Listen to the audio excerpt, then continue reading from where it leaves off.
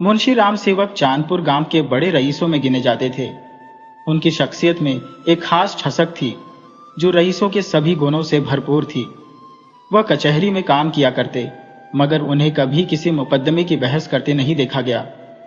उनका दफ्तर कचहरी के हैट में नीम के पेड़ के नीचे बसता था, जहां वह अपने कागज खोलकर बैठते और आसपास के लोग उन्हें मुख्तियार साहिब कहकर पुकारते। चाहे बारिश हो या आंधी, मुख्तियार साहब अपनी जगह पर अडिग रहते। जब वह कचहरी से बाहर निकलते तो देहाती लोगों का हुजूम उनके पीछे चल पड़ता। गांव भर में उनकी न्यायप्रियता की चर्चा थी और लोग उन्हें अटूट विश्वास की दृष्टि से देखते। हालांकि उनकी आमदनी बहुत अधिक नहीं थी, लेकिन विधवाओं, अनाथों और वृद्धों की श्रद्धा ही उनकी असली पूंजी थी। विधवाएं अपना धन उनके पास सुरक्षित रखती और वृद्ध अपने कपूतों के डर से अपनी जमा पूंजी उन्हें सौंप देते। परंतु जो रुपया उनकी मुट्ठी में चला जाता वह फिर वापस आने का नाम न लेता। कभी कभी इस कारण मुंशी जी को भी परेशानी उठानी पड़ती, लेकिन वो कानून से डरने वालों में से नहीं थे। अदालत के मैदान में उनसे टकराना पानी में मगरमच्छ से भिड़ने जैसा था। इसी गांव में मूंगा नाम की एक विधवा ब्राह्मणी रहती थी। उसका पति पलटन में हवलदार था और युद्ध में वीरगति को प्राप्त हुआ था। सरकार ने मुआवजे के रूप में उसे 500 रुपये दिए थे। विधवा स्त्री जमाने की ठोकरों से बचने के लिए वह रकम मुंशी राम सेवक को सौंप आई और धीरे धीरे उसी से अपना निर्वाह करती रही। वर्षों तक मुंशी जी ने यह जिम्मेदारी ईमानदारी से निभाई, परंतु जब देखा कि मूंगा वृद्धावस्था के बावजूद शादी करने की इच्छा नहीं रखती तो उन्हें चिंता हुई। एक दिन उन्होंने मूंगा से पूछा, मूंगा, तुम्हें मरना है या नहीं? साफ साफ बताओ ताकि मैं अपने करने की फिक्र करूं। उस दिन मूंगा की आंखें खुली, उसकी नींद टूटी और वह सीधी मुंशी राम सेवक के पास जा पहुंची। वह क्रोध से कांप रही थी। बोली, मेरा हिसाब कर दो। हिसाब की किताब पहले ही तैयार थी। उसमें मूंगा के हिस्से की एक भी कौड़ी बाकी नहीं थी, कम से कम मुंशी जी के अनुसार। मगर मूंगा इतनी सीधी नहीं थी। उसने मुंशी जी का हाथ झटके से पकड़ा और आंखों में अंगारे भरकर बोली, मेरे 250 रुपये अभी तुम्हारे पास धरे हैं, मैं एक कौड़ी भी नहीं छोड़ूंगी। परंतु अनाथों का क्रोध वैसा ही होता है जैसे पटाखे की आवाज, जो बच्चों को तो डरा सकती है मगर असल में किसी पर असर नहीं डालती। कानून और अदालतों में उसका कोई जोर नहीं था। न वह पढ़ी लिखी थी, न ही उसे हिसाब किताब का ज्ञान था। हाँ, पंचायत पर उसे पूरा भरोसा था। पंचायत बैठी, गांव के लोग इकट्ठा हुए, लेकिन मुंशी राम सेवक से कोई भी भिड़ने की हिम्मत नहीं कर सकता था। पूरे गांव में उनकी तूती बोलती थी। उन्हें पंचों का डर भी नहीं था। वह सभा में खड़े हुए, चेहरे पर आत्मविश्वास और वाणी में चिर परिचित मिठास लिए। भाइयों, उन्होंने कहा, आप सब सत्यनारायण के भक्त हैं, कुलीन है। मैं तो आपका सेवक हूँ, आपका दास हूँ। आपकी कृपा और उदारता से ही मेरा जीवन चल रहा है। अब आप ही बताइए, क्या मैं इतना नीच हो सकता हूँ कि इस बेबस विधवा के रुपये हड़प लूं? पंचों ने एक स्वर में कहा। नहीं नहीं, आप ऐसा नहीं कर सकते, राम सेवक ने फिर गंभीर स्वर में कहा। यदि पंचों का यही विचार है कि मैंने मूंगा के पैसे दबा लिए हैं, तो मेरे पास सिर झुकाने के अलावा कोई चारा नहीं। पर मैं कोई ऐसा मोहताज भी नहीं हो कि एक अनाथ स्त्री के पैसे पर निगाह रखो। फिर पंचों ने एक स्वर में कहा, नहीं नहीं, आप ऐसे नहीं हो सकते। और पंचायत ने मुंशी जी को निर्दोष मानकर छोड़ दिया। पंचायत उठ गई। मूंगा ने गहरी सांस भरी, मानो अपनी किस्मत से समझौता कर लिया हो। उसने खुद से बुदबुदाया, अच्छा, यहां नहीं मिला इंसाफ, पर तू जाएगा कहां? अब कोई उसका दुख सुनने वाला नहीं था, न ही कोई सहारा देने वाला। वह चाहती तो परिश्रम कर सकती थी, शरीर में ताकत थी, लेकिन मन ने ठान लिया था कि अब मेहनत नहीं करनी। जिस दिन पंचायत खत्म हुई, उसी दिन उसने कसम खा ली कि वह कोई काम नहीं करेगी। अब उसकी जिंदगी का एक ही मकसद रह गया था, मुंशी राम सेवक को कोसना। उठते बैठते, सोते जागते, हर पल बस उनका नाम बड़बड़ाना। धीरे धीरे उसका दिमाग संतुलन खो बैठा। लोग उसे पगली कहने लगे। नंगे सिर, नंगे पांव, हाथ में कुल्हाड़ी लिए उस सुनसान इलाकों में भटकने लगी। उसकी झोपड़ी अब बीते दिनों की बात थी। अब वह मरघट के पास नदी के किनारे उजड़े खंडहरों में डेरा डाले रहती। उसका चेहरा विकृत हो चुका था, शरीर हड्डियों का ढांचा बन चुका था। गांव वाले उसे देखकर डरने लगे। अगर वह गलती से गांव में आ जाती तो औरतें घरों के दरवाजे बंद कर लेती, पुरुष रास्ता काटकर दूसरी ओर निकल जाते और बच्चे उसे देख भाग खड़े होते। लेकिन एक लड़का था जो उससे नहीं डरता था, राम सेवक का बेटा राम गुलाम। जो चालाकी और धूर्तता उसके पिता में थोड़ी बहुत बची थी, वह उसमें पूरी तरह उतर चुकी थी। वह मूंगा के पीछे तालियां बजाता, उसे चिढ़ाता और मजाक उड़ाता। मूंगा की दुनिया अब एक ही रंग में रंग चुकी थी, पागलपन, नफरत, बदले की आग। वह अकेली बैठी खुद से बातें करती रहती, उसकी बड़बड़ाहट में अजीब बातें होती। राम सेवक के शरीर के अंगों को नोचने, उसका लहू पीने, उसकी हड्डियां तोड़ने की बातें। जब उसकी सनक चरम पर पहुंच जाती तो वह राम सेवक के घर की ओर मुंह करके जोर जोर से चीखने लगती। तेरा लहू पीऊंगी। रात के सन्नाटे में उसकी भयावह आवाज गूंज उठती। स्त्रियां डर से सिहर जाती, बच्चे माओ की गोद में सिमट जाते। लेकिन सबसे खौफनाक चीज थी उसकी कर्कश हंसी, एक ऐसी हंसी जिसमें खौफ का जहर घुला होता था। लगता था मानो सैकड़ों गुल्लू एक साथ चीख कर हंस रहे हो। मुंशी राम सेवक अपने आप को बड़ा दिलेर समझते थे। उन्हें न पुलिस का डर था, न मुकदमों का, न पंचायत का। लेकिन मूंगा की वह आवाज, वह शब्द, तेरा लहू पीऊंगी, इन शब्दों ने उनके हौसले को हिलाकर रख दिया। हम इंसान शायद कानून से नहीं डरते, पर ईश्वर के न्याय से बचना असंभव होता है। मुंशी जी की पत्नी समझदार और तेज दिमाग वाली थी। वह अक्सर उन्हें सही सलाह देती और उनकी बातें उतनी ही तीखी होती जितनी मुंशी जी की लेखनी। दोनों हमेशा हर काम सोच विचार कर ही करते थे। लेकिन उस रात जब मूंगा ने उनके दरवाजे पर जोर से थपथपाया और चीख कर कहा, तेरा लहू पीऊंगी, फिर वह जोर जोर से हंसने लगी तो मुंशी जी का दिल कांप उठा। वह घबराकर उठ बैठे। डर के मारे उनका शरीर थर थर कांपने लगा। मुंशी जी का दिल जोर जोर से धड़कने लगा। उन्होंने खुद को संभाला और हिम्मत जुटाकर दरवाजे के पास पहुंचे। लेकिन वहां पहुंचकर घबराहट ने फिर जकड़ लिया। उन्होंने झिझकते हुए अपनी पत्नी को जगाया। पत्नी झुंझला गई। क्या है, आधी रात को क्यों परेशान कर रही हो? मुंशी जी ने कांपती आवाज में कहा। वो बाहर खड़ी है। पत्नी चौंक कर उठ बैठी। क्या कहते हो, दरवाजे पर आ गई? हाँ, सुना तो उसकी आवाज। पत्नी मूंगा से डरती नहीं थी, लेकिन उसकी सनक से डरती थी। फिर भी उसे पूरा भरोसा था कि अगर आमने सामने बात हुई तो वह अपनी बातों से मूंगा को चुप करवा देगी। उसने आत्मविश्वास से कहा, कहो तो मैं दो दो बातें कर लूं। लेकिन मुंशी जी ने उसे मना कर दिया। वे दोनों धीरे धीरे दरवाजे के पास गए। मुंशी जी ने हिम्मत करके बाहर झांका और बोले, मूंगा, यहां क्यों बैठी हो? मूंगा ने सुना। उसकी आंखों में एक अजीब सी चमक आई। वह गुर्राकर बोली, तेरा लहू पीऊंगी। पत्नी ने झट से जवाब दिया, तेरा मुंह जला दूंगी। लेकिन मूंगा पर इसका कोई असर नहीं हुआ। वह ठहाका मारकर हंसी, एक ऐसी हंसी जिसने पत्नी की जुबान सिल दी। मुंशी जी फिर बोले, यहां से उठ जा। नहीं उठूंगी। कब तक पड़ी रहेगी? तेरा लहू पीकर उठूंगी। मुंशी जी और उनकी पत्नी अंदर चले गए और झट से दरवाजा बंद कर लिया। लेकिन अगले दिन यह खबर पूरे गांव में आग की तरह फैल गई। मूंगा ने मुंशी जी के दरवाजे पर धरना दे दिया है। गांव वालों को इसमें बड़ा मजा आने लगा। देखते ही देखते मुंशी जी के दरवाजे पर सैकड़ों लोग जमा हो गए। यह भीड़ राम गुलाम को पसंद नहीं थी। मूंगा के प्रति उसके मन में भयंकर क्रोध था। अगर उसका बस चलता तो वह उसे कुएं में धक्का दे देता। यह सोचकर ही उसके अंदर एक अजीब सी गुदगुदी हुई, लेकिन उसने किसी तरह अपनी हंसी रोक ली। फिर उसके दिमाग में एक खुराफाती विचार आया, इस जायन को यहां से हटाना ही पड़ेगा। मुंशी जी के घर में एक गाय थी। राम गुलाम ने गाय के गोबर को एक हांडी में घोला और चुपके से जाकर पूरा का पूरा मूंगा पर उड़ेल दिया। गोबर के छींटे वहां खड़े कुछ दर्शकों पर भी पड़े, जिससे भगदड़ मच गई। लोग चीखते हुए भागने लगे। अरे, यह मुंशी राम गुलाम का दरवाजा है। यह इसी तरह की खातिरदारी होती है। भागो, नहीं तो इससे भी बुरा हाल होगा। भीड़ धीरे धीरे छूटने लगी। उधर राम गुलाम अंदर जाकर ठहाके लगाकर हंसने लगा। वह तालियां बजा बजाकर खुशी मना रहा था। मुंशी जी ने जब बेटे की इस तरकीब को देखा तो वे भी खुश हो गए। उन्होंने राम गुलाम की पीठ ठोकी और गर्व से मुस्कुराए। लेकिन मूंगा वहीं बैठी रही, गोबर से सनी, अपमान में डूबी, पर अडिग। उसने कुछ नहीं कहा, उसने कुछ नहीं खाया। वह बस चुपचाप बैठी रही। गांव के चौधरी ने बहुत मनोहार की, यहाँ तक कि मुंशी जी ने हाथ जोड़ लिए, परंतु वह टस से मस न हुए और भीतर चले गए।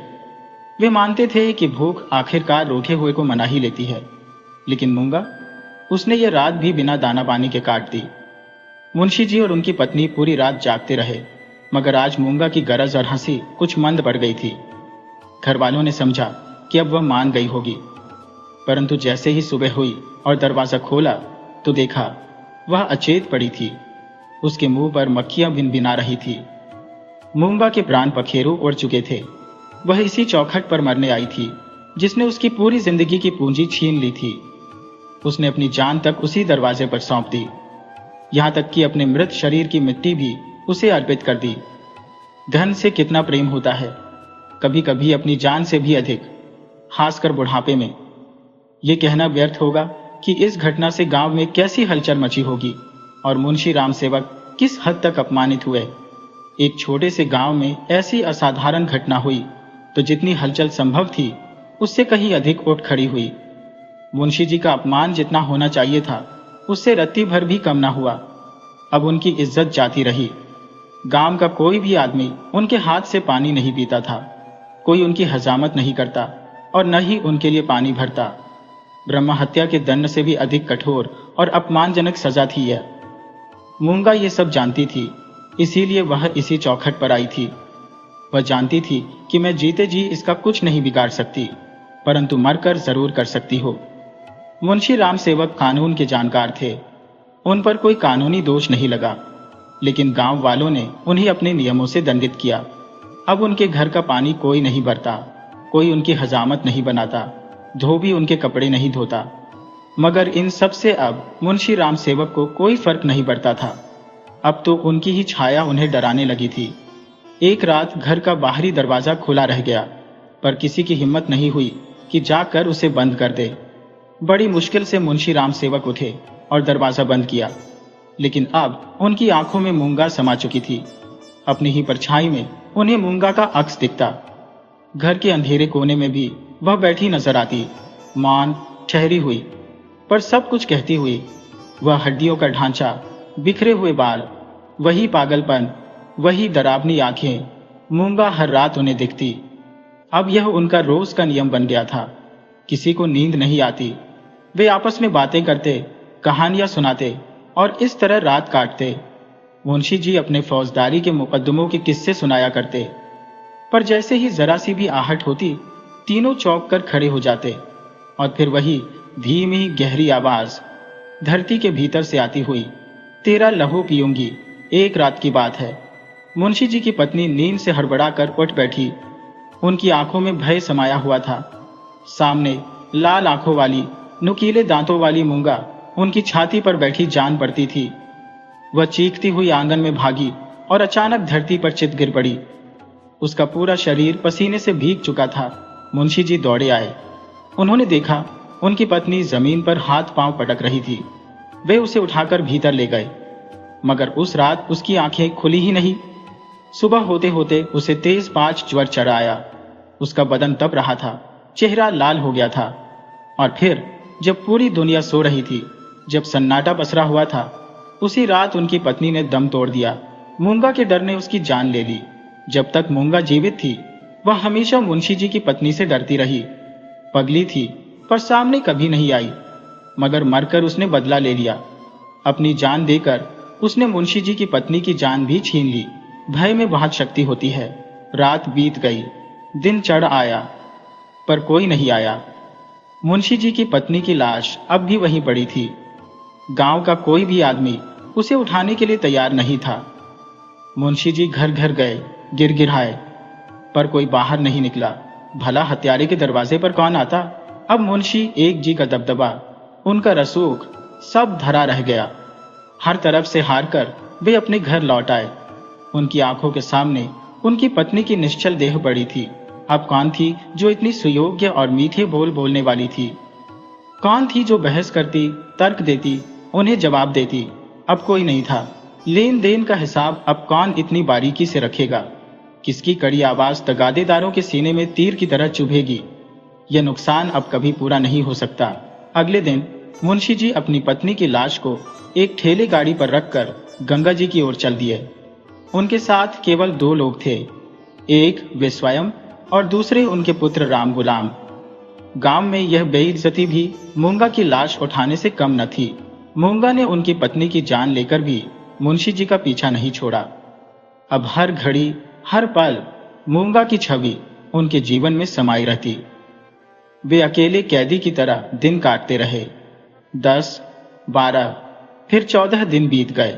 14वें दिन मुंशी जी ने अपने कपड़े बदले, बिस्तर समेटा और कचहरी की ओर चल पड़े।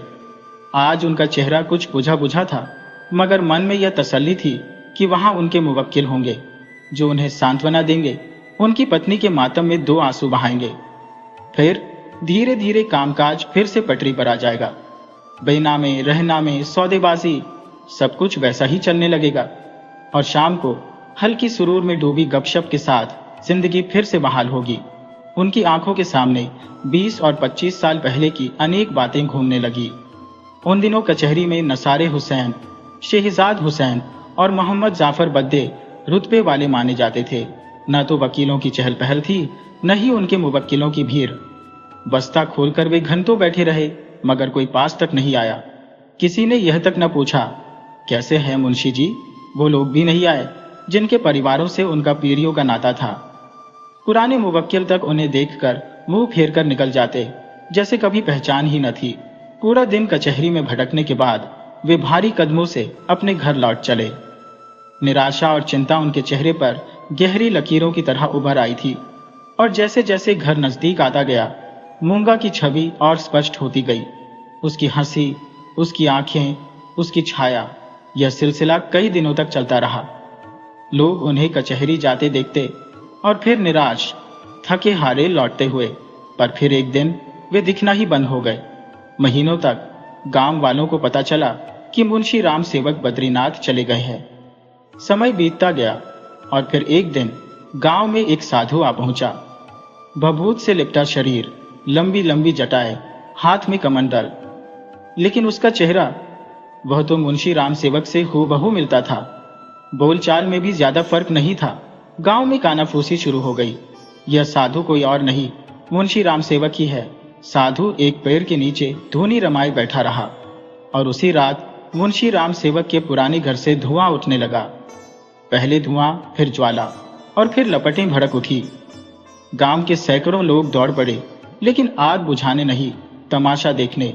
कुछ का मानना था कि यह साधु कोई और नहीं, खुद मुंशी राम सेवक थे, जिन्होंने अपने ही घर में आत्मदाह कर लिया था।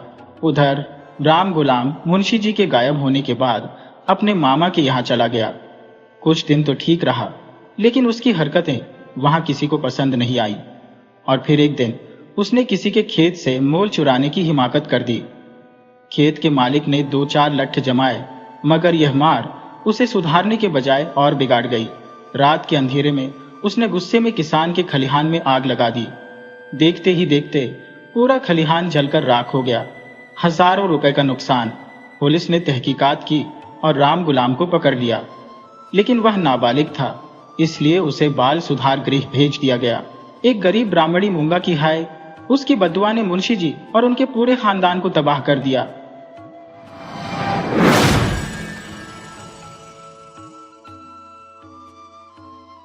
लगभग 40 साल पहले की बात है, जब राधिका और रामचरण का विवाह हुआ था। रामचरण के 3 संतानें थी, 2 बेटियां और 1 बेटा। उसके बड़े भाई शिवचरण के 4 बच्चे थे और वे पति पत्नी की देखभाल भी रामचरण और राधिका के जिम्मे ही थी। शिवचरण का शराब पीने का स्वभाव था, जिसके कारण उसका सारा कामकाज ठप हो चुका था। ऐसे में उसके बच्चों की जिम्मेदारी भी राधिका और रामचरण को निभानी पड़ रही थी। रामचरण की एक छोटी सी दुकान थी, जिससे मुश्किल से खाने और बच्चों की पढ़ाई के लिए पैसे जुटते थे। राधिका का मायका बहुत धनी था। उसके भाइयों ने अपनी 25वीं सालगिरह के अवसर पर राधिका की स्थिति को समझते हुए उसे 5 लाख रुपए देने का निर्णय लिया। जब यह टेलीग्राम आया तो राधिका की खुशी का ठिकाना नहीं था। रामचरण अपनी छोटी सी दुकान में व्यस्त रहता था और उसकी जेठानी सुधा, जो बड़ी चालाक औरत थी, अपने पति शिवचरण के नकारापन का पूरा फायदा उठाकर राधिका पर धौंस जमाती थी राधिका सरल और सीधी सादी औरत थी, जिसका सुधा पूरी तरह से फायदा उठा रही थी। रामचरण और शिवचरण दोनों ही ज्यादा पढ़े लिखे नहीं थे, लेकिन रामचरण हमेशा चाहता था कि उसके बच्चे अच्छी शिक्षा पाएं और अपना भविष्य संवारें। लेकिन समस्या यह थी कि शिवचरण के बच्चों की जिम्मेदारी भी उस पर थी, जिससे 11 जनों का पेट पालना उसके लिए बेहद मुश्किल हो रहा था। इस तनाव के चलते रामचरण भी धीरे धीरे शराब की लत में पड़ गया। रामचरण और शिवचरण का एक चचेरा भाई राकेश था, जो पड़ोस में रहता था और थोड़ा पढ़ा लिखा था, लेकिन बहुत ही चालाक था। रामचरण और शिवचरण जब भी किसी सलाह या कानूनी समस्या में उलझते थे तो राकेश से मदद मांगते थे। राधिका के भाइयों ने जो पैसे भेजे थे उन पर सभी की नजरें थी और सब अपने अपने तरीके से उन पैसों को हथियाना चाहते थे। राधिका के भाइयों ने उसे यह शर्त रखी थी कि जब वह अपने लिए एक अलग घर तलाश लेगी तभी वे उसे पैसे देंगे। रामचरण ने राकेश को बुलाकर विचार विमर्श करने को कहा। राकेश, जो अपनी चाल में माहिर था, ने रामचरण को बताया कि पहले पैसे हाथ में आ जाएं, तभी मकान लेने की सोचे। राधिका ने अपने भाइयों से पैसे की बात की और उन्हें समझाया कि उन पर भरोसा है या नहीं। भाइयों ने बहन पर भरोसा दिखाते हुए चेक के माध्यम से पैसे देने का फैसला किया। राधिका का कोई बैंक खाता नहीं था, तो राकेश ने उसके नाम पर खाता खुलवाया और उसमें 65 रुपये जमा कर दिए। ये सुनकर राधिका बहुत खुश हुई, लेकिन सुधा की ईर्ष्या बढ़ गई। राकेश की चालाकी यही खत्म नहीं हुई। उसने सुझाव दिया कि 5 लाख रुपए में कोई घर मिलने से रहा, क्यों न एक प्लॉट खरीद ले और बाद में उसे महंगे में बेच दें। इससे फायदा होगा और कुछ पैसे बच भी जाएंगे, जिससे आप एक अच्छा सा घर भी खरीद सकते हैं और प्लॉट भी आपके पास रहेगा। राधिका, रामचरण और उसके परिवार को सपने दिखाए जा रहे थे, लेकिन राकेश की चालों का मकसद कुछ और ही था। राधा ने कहा, भैया, मैं अपने पति से पूछकर तुम्हें बताती हूं। जब रात को रामचरण घर लौटा तो राधिका ने उसे सारी बात बताई। रामचरण ने कहा, राधा, मुझे कुछ भी नहीं पता, तो मैं क्या सलाह दूं? मैंने न तो कभी जमीन खरीदी है, न ही बेची है। सच कहूं तो मैं इस बारे में कुछ कहना भी नहीं चाहता। ये पैसे तुम्हारे भाई ने दिए हैं, तो तुम उनसे ही सलाह ले लो। राधिका ने सोचा, अगर मैं भाई से पूछूंगी तो पता नहीं वे क्या क्या कहेंगे। क्यों ना अपनी सहेली वृंदा से पूछ लूं, जो पड़ोस में रहती है। जब राधिका ने वृंदा से बात की तो उसने कहा, देख राधिका, इसमें कोई बुराई नहीं है। राजेश पर भरोसा करो, वो अपना है। अगले ही दिन राजेश आ गया और उसने कहा, भाभी, प्लॉट खरीद लो। देखो, एक प्लॉट 80,000 रुपए का आ रहा है। 4 प्लॉट खरीद लेते हैं, जल्दी ही कीमतें बढ़ जाएंगी, फिर डबल में बेच देंगे। इधर तुम्हारे बैंक में पड़े 1,80,000 रुपए पर ब्याज भी मिलता रहेगा। सोचो, 5 लाख के 10 लाख बन जाएंगे। फिर तुम आलीशान घर और गाड़ी भी खरीद सकती हो। राधिका बहुत खुश हो रही थी और कहने लगी, भैया देखो ना, मैं सच कहती हूँ, पैसा ही पैसे को खींचता है। हमने तो अपनी पूरी उम्र ऐसे ही गुजार दी। बेचारे बच्चे अच्छे खाने और पहनने को तरसते रहे। जिम्मेदारियों ने कभी सिर उठाने ही नहीं दिया। राधिका के चेहरे पर संतोष झलक रहा था, जबकि राजेश एक कुटिल मुस्कान के साथ उसे देख रहा था। जिसे खुद पर विश्वास होता है वह दुनिया को भी अच्छे नजरिए से देखता है और उसी की तरह दूसरों को भी सही मानता है। राधिका और रामचरण की बड़ी बेटी ईशा अभी किशोरावस्था में थी। उसे बैंक के बारे में कुछ खास पता नहीं था, पर वह समझने की कोशिश कर रही थी। 4 दिन बीते थे जब शाम के समय राजेश फिर से आया। उस समय रामचरण भी घर पर था। राजेश ने खुश होकर कहा, भैया, बताया नहीं आपको, भाभी ने शास्त्री नगर में 4 प्लॉट्स इकट्ठे खरीद लिए हैं। रामचरण कहना चाह रहा था कि एक बार देख लेते हैं, लेकिन तभी राधिका बोली, भैया आप बस ले लो जल्दी से। मेरे भाई भी चाहते हैं कि मैं जल्दी से घर खरीद लूं। राजेश ने मुस्कुराते हुए कहा, भाभी आप जल्दी मत करो, सब हो जाएगा। बस मुझ पर विश्वास है ना, सब मेरे ऊपर छोड़ दो। और हाँ, ये चेक है, इसमें साइन कर दो। राधिका ने देखा कि चेक खाली था तो उसने पूछा, भैया इसमें कुछ भरा नहीं है? राजेश ने थोड़ी नाराजगी दिखाते हुए कहा, बस इतना ही भरोसा है अपने देवर पर। राधिका थोड़ी परेशान हो गई, लेकिन उसे कुछ बुरा होने का आभास हो रहा था। फिर भी उसने साइन कर दिए और चेकबुक राजेश को दे दी। राजेश बोला, नहीं भाभी, एक नहीं 4-5 साइन कर दो। अगर एक लाइन मैच नहीं की तो दूसरी काम आ जाएगी, नहीं तो बैंक के कई चक्कर लगाने पड़ते हैं। इसके बाद कई दिन बीत गए और राजेश राधिका को दिखाई नहीं दिया। जब राधिका ने उसकी पत्नी बीना से पूछा तो उसने बताया कि राजेश आजकल बहुत व्यस्त हो गया है, घर भी देर से आता है और सुबह जल्दी चला जाता है। राधिका ने रामचरण को कई बार बताया, लेकिन वह भी ठीक से जवाब नहीं दे रहा था। रामचरण को बस अपनी दुकान से ही मतलब था। राधिका के मन में चेक साइन करते समय ही शक हो गया था, लेकिन चेक साइन करवाने के बाद राजेश अचानक गायब हो गया था। राजेश का ट्रांसपोर्ट का बिजनेस था और उसने थोड़े समय में अच्छा पैसा कमा लिया था। पर कहते हैं ना, जितना पैसा होता है लालच उतना ही बढ़ता जाता है। एक दिन राधिका ने ठान लिया कि अब बात करनी ही पड़ेगी। वह सुबह जल्दी उठी और राजेश को पकड़ने के लिए उसके घर के पास चली गई। जब राजेश ने राधिका को देखा तो थोड़ा झेंप गया और बोला, भाभी, जान लगा दी मैंने आपके काम के लिए। इतनी भाग दौड़ कर रहा हो कि समय का पता ही नहीं चलता। वकील इतने डॉक्यूमेंट्स बनाते हैं कि समय मिल ही नहीं रहा है। कल या परसों आता हूं सारे कागजात लेकर। राधिका कुछ बोल ही नहीं पाई और रामचरण को उसने जरूर बताया कि राजेश ने आना बंद कर दिया है, लेकिन बात वहीं खत्म हो गई। 5 दिन बाद राजेश फिर आया और बोला, भाभी, आपका काम हो रहा है, बस आपको कुछ दस्तावेजों पर हस्ताक्षर करने होंगे। उसने कागजों का एक पुलिंदा हाथ में पकड़ा हुआ था और टेबल पर कुछ भी नहीं रखा था, लेकिन इस बार राधिका सतर्क थी। उसने ध्यान से देखा तो पाया कि ये पावर ऑफ अटॉर्नी के दस्तावेज थे। राधिका ने हैरानी से पूछा, देवर जी, ये कागज क्यों तैयार करवाए हैं? राजेश तुरंत बोला, भाभी, ये आपकी सहूलियत के लिए है, नहीं तो आपको रोज दफ्तर के चक्कर लगाने पड़ेंगे। राधिका ज्यादा पढ़ी लिखी नहीं थी, लेकिन उसने बहुत कुछ सुना हुआ था। उसे शक तो हो रहा था, मगर खुलकर इजहार नहीं कर सकती थी। आखिरकार रिश्तेदार था, भगवान का नाम लेकर उसने दस्तावेजों पर हस्ताक्षर कर दिए। राजेश की आंखों में चमक आ गई। उस दिन उसने राधिका से मीठी मीठी बातें की और भविष्य के सुनहरे सपने दिखाकर चला गया, ये कहता हुआ कि भाभी, काम जल्दी हो जाएगा। राधिका रोज भगवान से प्रार्थना करती रहती और देखते ही देखते 10 दिन बीत गए। राजेश का कुछ अता पता नहीं था। एक दिन राधिका ने अपनी जेठानी सुधा से कहा, दीदी, आज मैं चाहे कुछ भी हो जाए राजेश भैया के घर जाऊंगी। शाम होते ही उसने खाना तैयार कर दिया और बच्चों से कहा, देखो, मैं राजेश के घर जा रही हूं, थोड़ी देर हो जाएगी, तुम लोग बचे हुए काम निपटा लेना। राधिका जब बीना के घर पहुंची तो बीना ने दरवाजा खोला। बीना, जो राजेश की पत्नी थी, राधिका को देखकर थोड़ा अचंभित हुई, लेकिन फिर प्रणाम करके उसे ड्राइंग रूम में बैठाया। राधिका का आना बीना को थोड़ा असहज लग रहा था। उसके बच्चे खाना खाकर सो चुके थे। बीना ने चाय बनाकर नमकीन के साथ टेबल पर रख दी।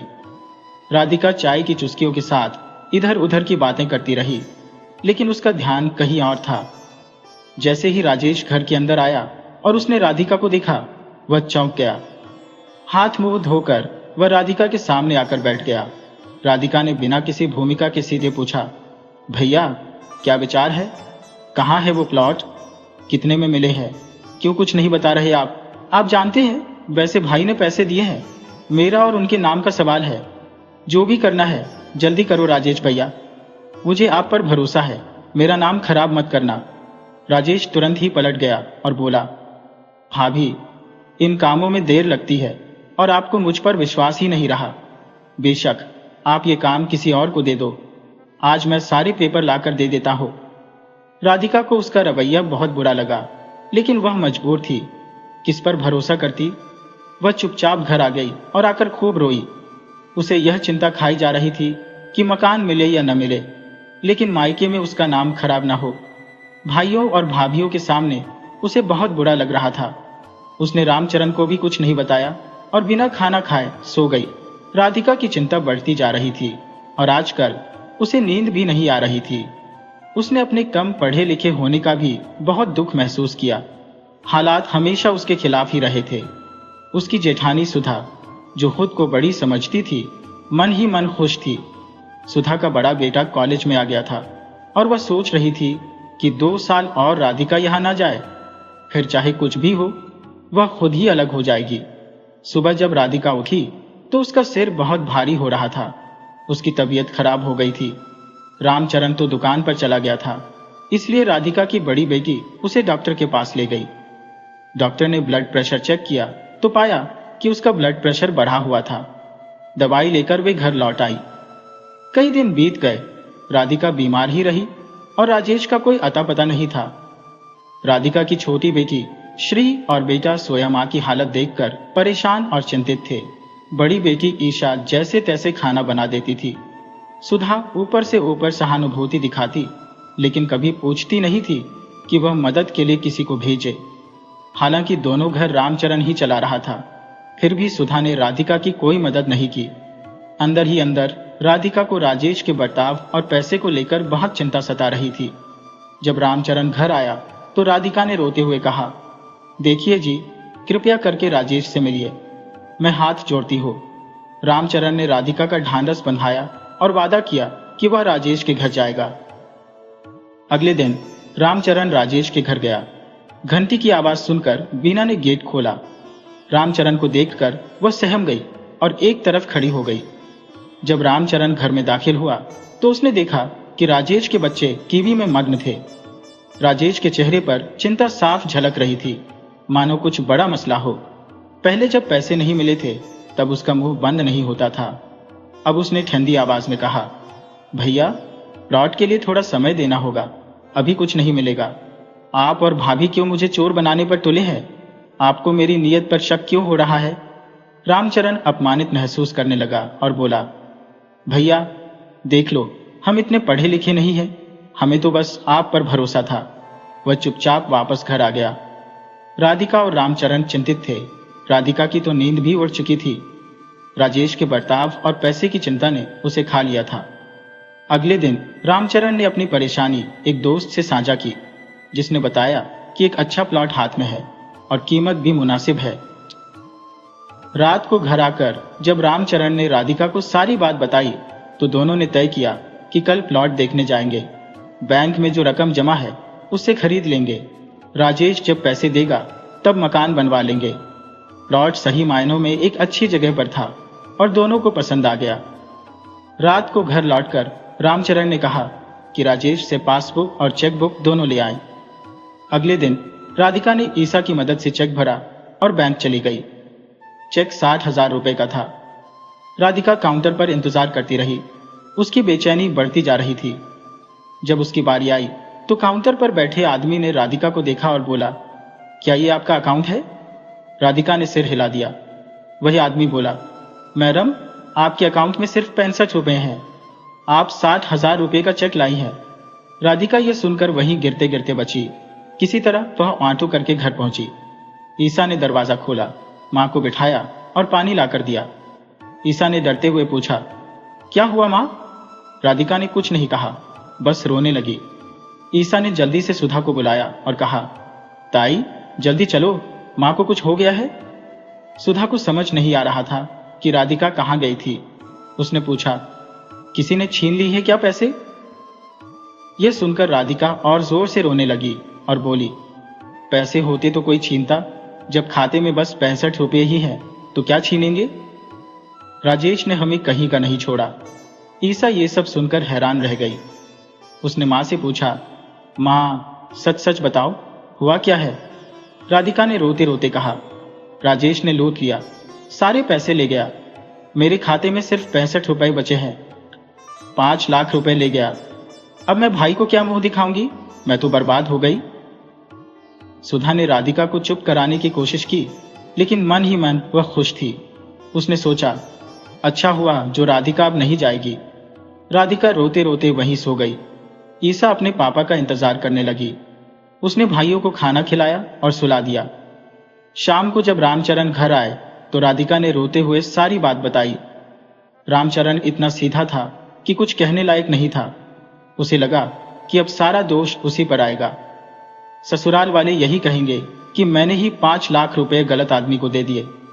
5 लाख की रकम उस जमाने में आज के 50 लाख के बराबर थी। राजेश ने इतनी बड़ी रकम खाकर भी मासूमियत से बर्ताव किया, मानो कुछ हुआ ही नहीं। राधिका और रामचरण की स्थिति अब एकदम असहाय हो गई थी। रात को संदेश भिजवाया गया कि मामला गंभीर हो चुका है। राजेश को दोनों से गुस्सा तो था, पर उसे समझ नहीं आ रहा था कि इस समस्या का हल कैसे निकाले। शाम को जब सबने राजेश को बुलाया तो वह गायब था, लेकिन सुबह जब वह आया तो उसने ऐसे बर्ताव किया जैसे कुछ हुआ ही नहीं। रामचरण से बात करते हुए वह बोला, भैया सवेरे क्यों बुला लिया, क्या मसला है? रामचरण ने अपनी नाराजगी दबाते हुए खुद को संयमित रखा और बोला, राजेश, कल राधा बैंक गई थी, वहां उसका अकाउंट पूरी तरह खाली निकला। ये कैसे मुमकिन है? तुमने 3,20,000 रुपए निकलवाए थे, वो भी राधा से पूछकर चेक साइन करके। बाकी के पैसे कहाँ गए? अकाउंट खाली कैसे हो गया? रामचरण की बात सुनकर राजेश का चेहरा एकदम सपाट और भावशून्य हो गया। बेफिक्र अंदाज में वह बोला, मुझे जरूरत थी तो निकलवा लिए, मैं जल्द ही पैसे वापस बैंक में जमा कर दूंगा। उसकी बात खत्म होने से पहले ही रामचरण का गुस्सा चरम पर पहुंच गया। वह चिल्लाकर बोला, तूने ये करने से पहले एक बार भी पूछना जरूरी नहीं समझा? राजेश ने बेपरवाही से जवाब दिया, अरे भैया, आप तो बात का बतंगर बना रहे हो, कह दिया ना मैं चुका दूंगा। राधा गुस्से में कांप रही थी, उसके मुंह से शब्द नहीं निकल पा रहे थे और वह आंसुओं से भरी आंखों से राजेश को देख रही थी। राजेश ने फिर कहा, मुझे सख्त जरूरत थी भैया, तो मैंने सोचा घर का पैसा है, लगा दूं बिजनेस में। अभी कोई ठिकाना नहीं है, घर का घर मिल जाए तो बात करना, अगर ना दूं तो मेरा नाम बदल देना। रामचरण ने कड़वाहट भरी आवाज में कहा, राजेश, ये पैसे घर के नहीं थे, राधा के भाई ने घर लेने के लिए दिए थे। अगर घर नहीं लिया तो हमारी इज्जत धूल में मिल जाएगी। राजेश ने उसकी बात काटते हुए कहा, भैया, आप लोगों को घर मिल जाए तो मैं पैसे दे दूंगा, अब भी मुझे जाना है। रामचरण ने कहा, राजेश, हमने एक प्लॉट देखा है 60,000 में, अभी वो पैसे दे दो और बाकी बैंक में जमा करा दो, और जो प्लॉट तुमने खरीदा है उसे बेचकर 3,20,000 वापस करो, मुझे कोई झगड़ा नहीं चाहिए। राजेश ने खींचते हुए कहा, अरे झगड़ा आप कर रहे हो, क्या छोटे भाई का इतना भी हक नहीं है? आप तो पूरा परिवार संभाल कर बैठे हो और मैंने थोड़े से पैसे क्या ले लिए, आप गुस्सा कर रहे हो। राजेश की बातों में जरा भी पछतावा नहीं था। उसने कहा, राधा भाभी, सब लौटा दूंगा, दिल बड़ा करिए, और मुस्कुराकर जाने लगा। राधा को उसकी शक्ल देखना भी अब नागवार लगने लगा था। रामचरण ने सोचा, अब क्या करें, कैसे इस आदमी से पैसे निकलवाएं? केस भी नहीं कर सकते और कोई पुख्ता सबूत भी नहीं है। अंदाजा भी नहीं था कि यह हमारे साथ ऐसा धोखा करेगा। पैसों की भूख इंसान को जानवर बना देती है। अब राजेश ने उनके साथ धोखा कर दिया था। राधा के हौसले पस्त हो चुके थे। उसके मायके के भाइयों का गुस्सा और भाभियों के ताने उसे अंदर से तोड़ रहे थे। उसके सपने चूर चूर हो रहे थे। वह खुद को जमीन में धंसता महसूस कर रही थी। अगले दिन राजेश ने 1,000 रुपये भेजे और कहा, अभी तो इतना ही दे सकता हूं। राधा ने सोचा, क्या राजेश ऐसे ही 10-20 हजार करके देगा? इससे तो थोड़ी उम्मीद भी बेमानी है। उसने सोचा, क्या एडवांस रोक ले? थोड़ी उम्मीद उसने बांधी और अगले दिन प्रॉपर्टी ब्रोकर से मिली। उसने प्लॉट के एडवांस देने की बात कही। सब कुछ सही हो रहा था, लेकिन ब्रोकर ने कहा, बचे हुए 40,000 एक महीने में देने होंगे, नहीं तो एडवांस रद्द हो जाएगा। राधा ने 1 महीने का वक्त मांगा और राजेश से कहा, बस पैसे दे दे ताकि हम अपना छोटा सा घर बना सकें। राजेश ने दिलासा दिया कि वह जल्द पैसे दे देगा। 1 महीना बीत गया, लेकिन राजेश का कोई अता पता नहीं था। राधा ने फिर फोन किया और उसने वही जवाब दिया, मैंने तो पहले ही कहा था, शायद कल आ जाऊं। राधिका के दिल में बेचैनी और चिंता का घना बादल छाया हुआ था। जब भाई का फोन आया तो उसका दिल घबराने लगा। भाई ने सीधे सवाल किया, राधिका, घर का क्या हुआ? मुझे लग रहा है कि तुम लोग घर नहीं खरीदने वाले, बस पैसे हड़पने का इरादा है। राधिका ने जवाब दिया, नहीं भैया, ऐसा मत कहो, हम बहुत कोशिश कर रहे हैं, जैसे ही अच्छा घर मिलेगा खरीद लेंगे। लेकिन धीरे धीरे 6 महीने गुजर गए। भाई ने तल्खी से कहा, देखता हूं अब और कितना वक्त लगाते हो, और फोन रख दिया। राधिका का दिल मानो किसी पत्थर की तरह भारी हो गया। जब रामचरण घर आया तो उसने सारी बातें सुनी और उसके चेहरे पर भी चिंता की लकीरें गहरी हो गईं। राधिका मशीन की तरह अपने कामों में लगी रहती, लेकिन अंदर से वह टूट चुकी थी। हंसना बोलना बच्चों के साथ भी बंद हो चुका था। बच्चे भी सहमे सहमे रहते थे। वे समझ नहीं पा रहे थे कि घर में यह खामोशी क्यों पसरी हुई है। रामचरण भी राजेश के व्यवहार से अंदर से खिन्न था, पर वह खुद पर कोई इल्जाम नहीं लगाना चाहता था। राधिका ने अपने बच्चों को स्कूल भेजा, रामचरण को दुकान भेजा और रोज के सारे काम निपटाकर राजेश के घर चली गई। उसने तय कर लिया था कि आज वह बिना से सब कुछ साफ साफ कह देगी। वह दरवाजे पर पहुंची, दरवाजा खोला और एक तरफ खड़ी हो गई। अंदर जाते ही उसने देखा कि घर में नया सोफा और शानदार टीवी लगा है। पूरा घर चमचमा रहा था और उस चमक से राधिका को अपने लगाए हुए पैसों की गंध आ रही थी। बीना ने पानी लाकर रखा और बोली, चाय चढ़ाकर आती हूँ। राधिका ने बीना का हाथ पकड़कर उसे पास बिठाया और कहा, बीना, मुझे तुमसे बात करनी है। बीना बोली, हाँ भाभी बोलो। राधिका ने कहा, बीना, तुम हमारी हालत जानती हो। राजेश जो कर रहा है वह हमारे लिए ठीक नहीं है। उसने मेरे भाई के दिए हुए 5 लाख रुपए का कबाड़ा कर दिया है। जाओ, मेरे बच्चों का भविष्य और मायके से मेरा रिश्ता सब बर्बाद कर दिया है। मैं कहाँ जाऊं? बीना थोड़ी सकपकाई और संभल कर बोली, भाभी, अगर आपको राजेश से कोई परेशानी है तो आप राजेश से बात करो, मुझे चैन से जीने दो। राधिका को गुस्सा आया और उसने कहा, बीना, तुम्हें सब पता है। ये घर में जो नया सामान और चमक है वो सब मेरे पैसों से है। बीना ने अपने रंग बदलते हुए कहा, भाभी, आपको मेरा नया फर्नीचर खटक रहा है और मुझ पर इल्जाम मत लगाओ। आपने मुझे कोई पैसे नहीं दिए। जिनसे बात करनी है उनसे करो। राधिका इससे ज्यादा कुछ बोल नहीं पाई। वह असल में ऐसी बातें सुनने की आदी नहीं थी। वह बेचारी घर लौट आई और अपने कमरे में सो गई। अब उसमें हिम्मत नहीं बची थी। उसके आंसू बह रहे थे और वह उस दिन को कोस रही थी जब पैसे आए थे। उसे अपनी कमजोरी पर भी गुस्सा आ रहा था। पैसे मांगते मांगते वह खुद को चोर महसूस करने लगी थी। राधिका को एहसास हो रहा था कि पैसों की दुनिया में सचमुच कोई अपना नहीं होता। जिसने उधार लिया वह चोर बन जाता है और जिसने पैसे हड़प लिए वह राजा बन जाता है। राजेश अब पूरी तरह से गायब हो चुका था। वह राधिका और रामचरण की पहुंच से बहुत दूर था। राधिका की हालत अब उस मरीज जैसी हो गई थी जिसे वर्षों से कोई राहत नहीं मिली हो। उसकी आंखों के नीचे गहरे काले घेरे साफ नजर आ रहे थे। रामचरण अपनी पत्नी को इस हालत में नहीं देख सकता था। घर की शांति पूरी तरह भंग हो गई थी। कुछ दिन बाद राजेश ने 40,000 रुपये भिजवा दिए। रामचरण और राधिका ने जाकर प्लॉट की कार्रवाई शुरू कर दी। सारी कागजात तैयार होने में 4 दिन लग गए। दस्तावेजों पर हस्ताक्षर हो गए और प्लॉट के कागजात उनके हाथ में आ गए। थोड़ी खुशी पति पत्नी के चेहरों पर लौट आई, लेकिन अब उनका मकसद सिर्फ घर बनाना रह गया था। किसी भी तरह उन्हें राजेश से और पैसे मिलने चाहिए थे। अब 20 या 30,000 से काम नहीं चलने वाला था। घर बनाने में बहुत ज्यादा पैसे लगने वाले थे। रामचरण और राधिका की आंखों में सपनों की परछाइयां उभर रही थी। वहीं दूसरी ओर राजेश और बीना अपनी खुद की योजनाओं में मशगूल थे। बच्चों को हॉस्टल भेजने की तैयारियां जोरों पर थी। प्लॉट्स की खरीद फरोख्त का सिलसिला भी अच्छे से चल रहा था। राधिका के पैसों ने मानो चुपके से कोई खेल खेल लिया हो। राजेश ने खामोशी ओढ़ रखी थी और बीना भी अब पहले जैसी बात नहीं करती थी। राधिका अब थोड़ी ठीक महसूस कर रही थी। उसने अपने भाई को सूचित कर दिया था कि उन्होंने प्लॉट खरीद लिया है और घर बनवा रहे हैं। इस बात को 3.5 महीने हो गए थे जब अचानक भाई का फोन आया। उन्होंने कहा, अब कब बनाओगे घर? बारिश से पहले छत डालवा लो, नहीं तो बाद में मुश्किल होगी। राजेश को बुलावा भेजा गया। वह आया तो सही, मगर ठीक से बात नहीं की। मुंह फुलाए बैठा रहा। रामचरण ने बात शुरू की, अब हमें घर बनवाना है राजेश, पैसे बताओ किस तरह दोगे?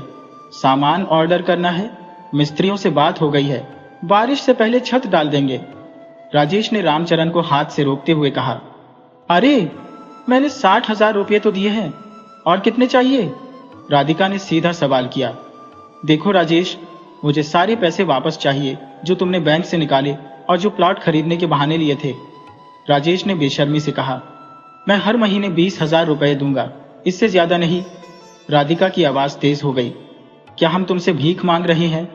नहीं, हम अपने हक का पैसा मांग रहे हैं, तुम्हें शर्म आनी चाहिए। राधिका की हिम्मत जवाब दे गई। वह खड़ी भी नहीं हो पाई और बेहोश होकर गिर पड़ी। सब उसे संभालते रहे, लेकिन राजेश को कोई परवाह नहीं थी।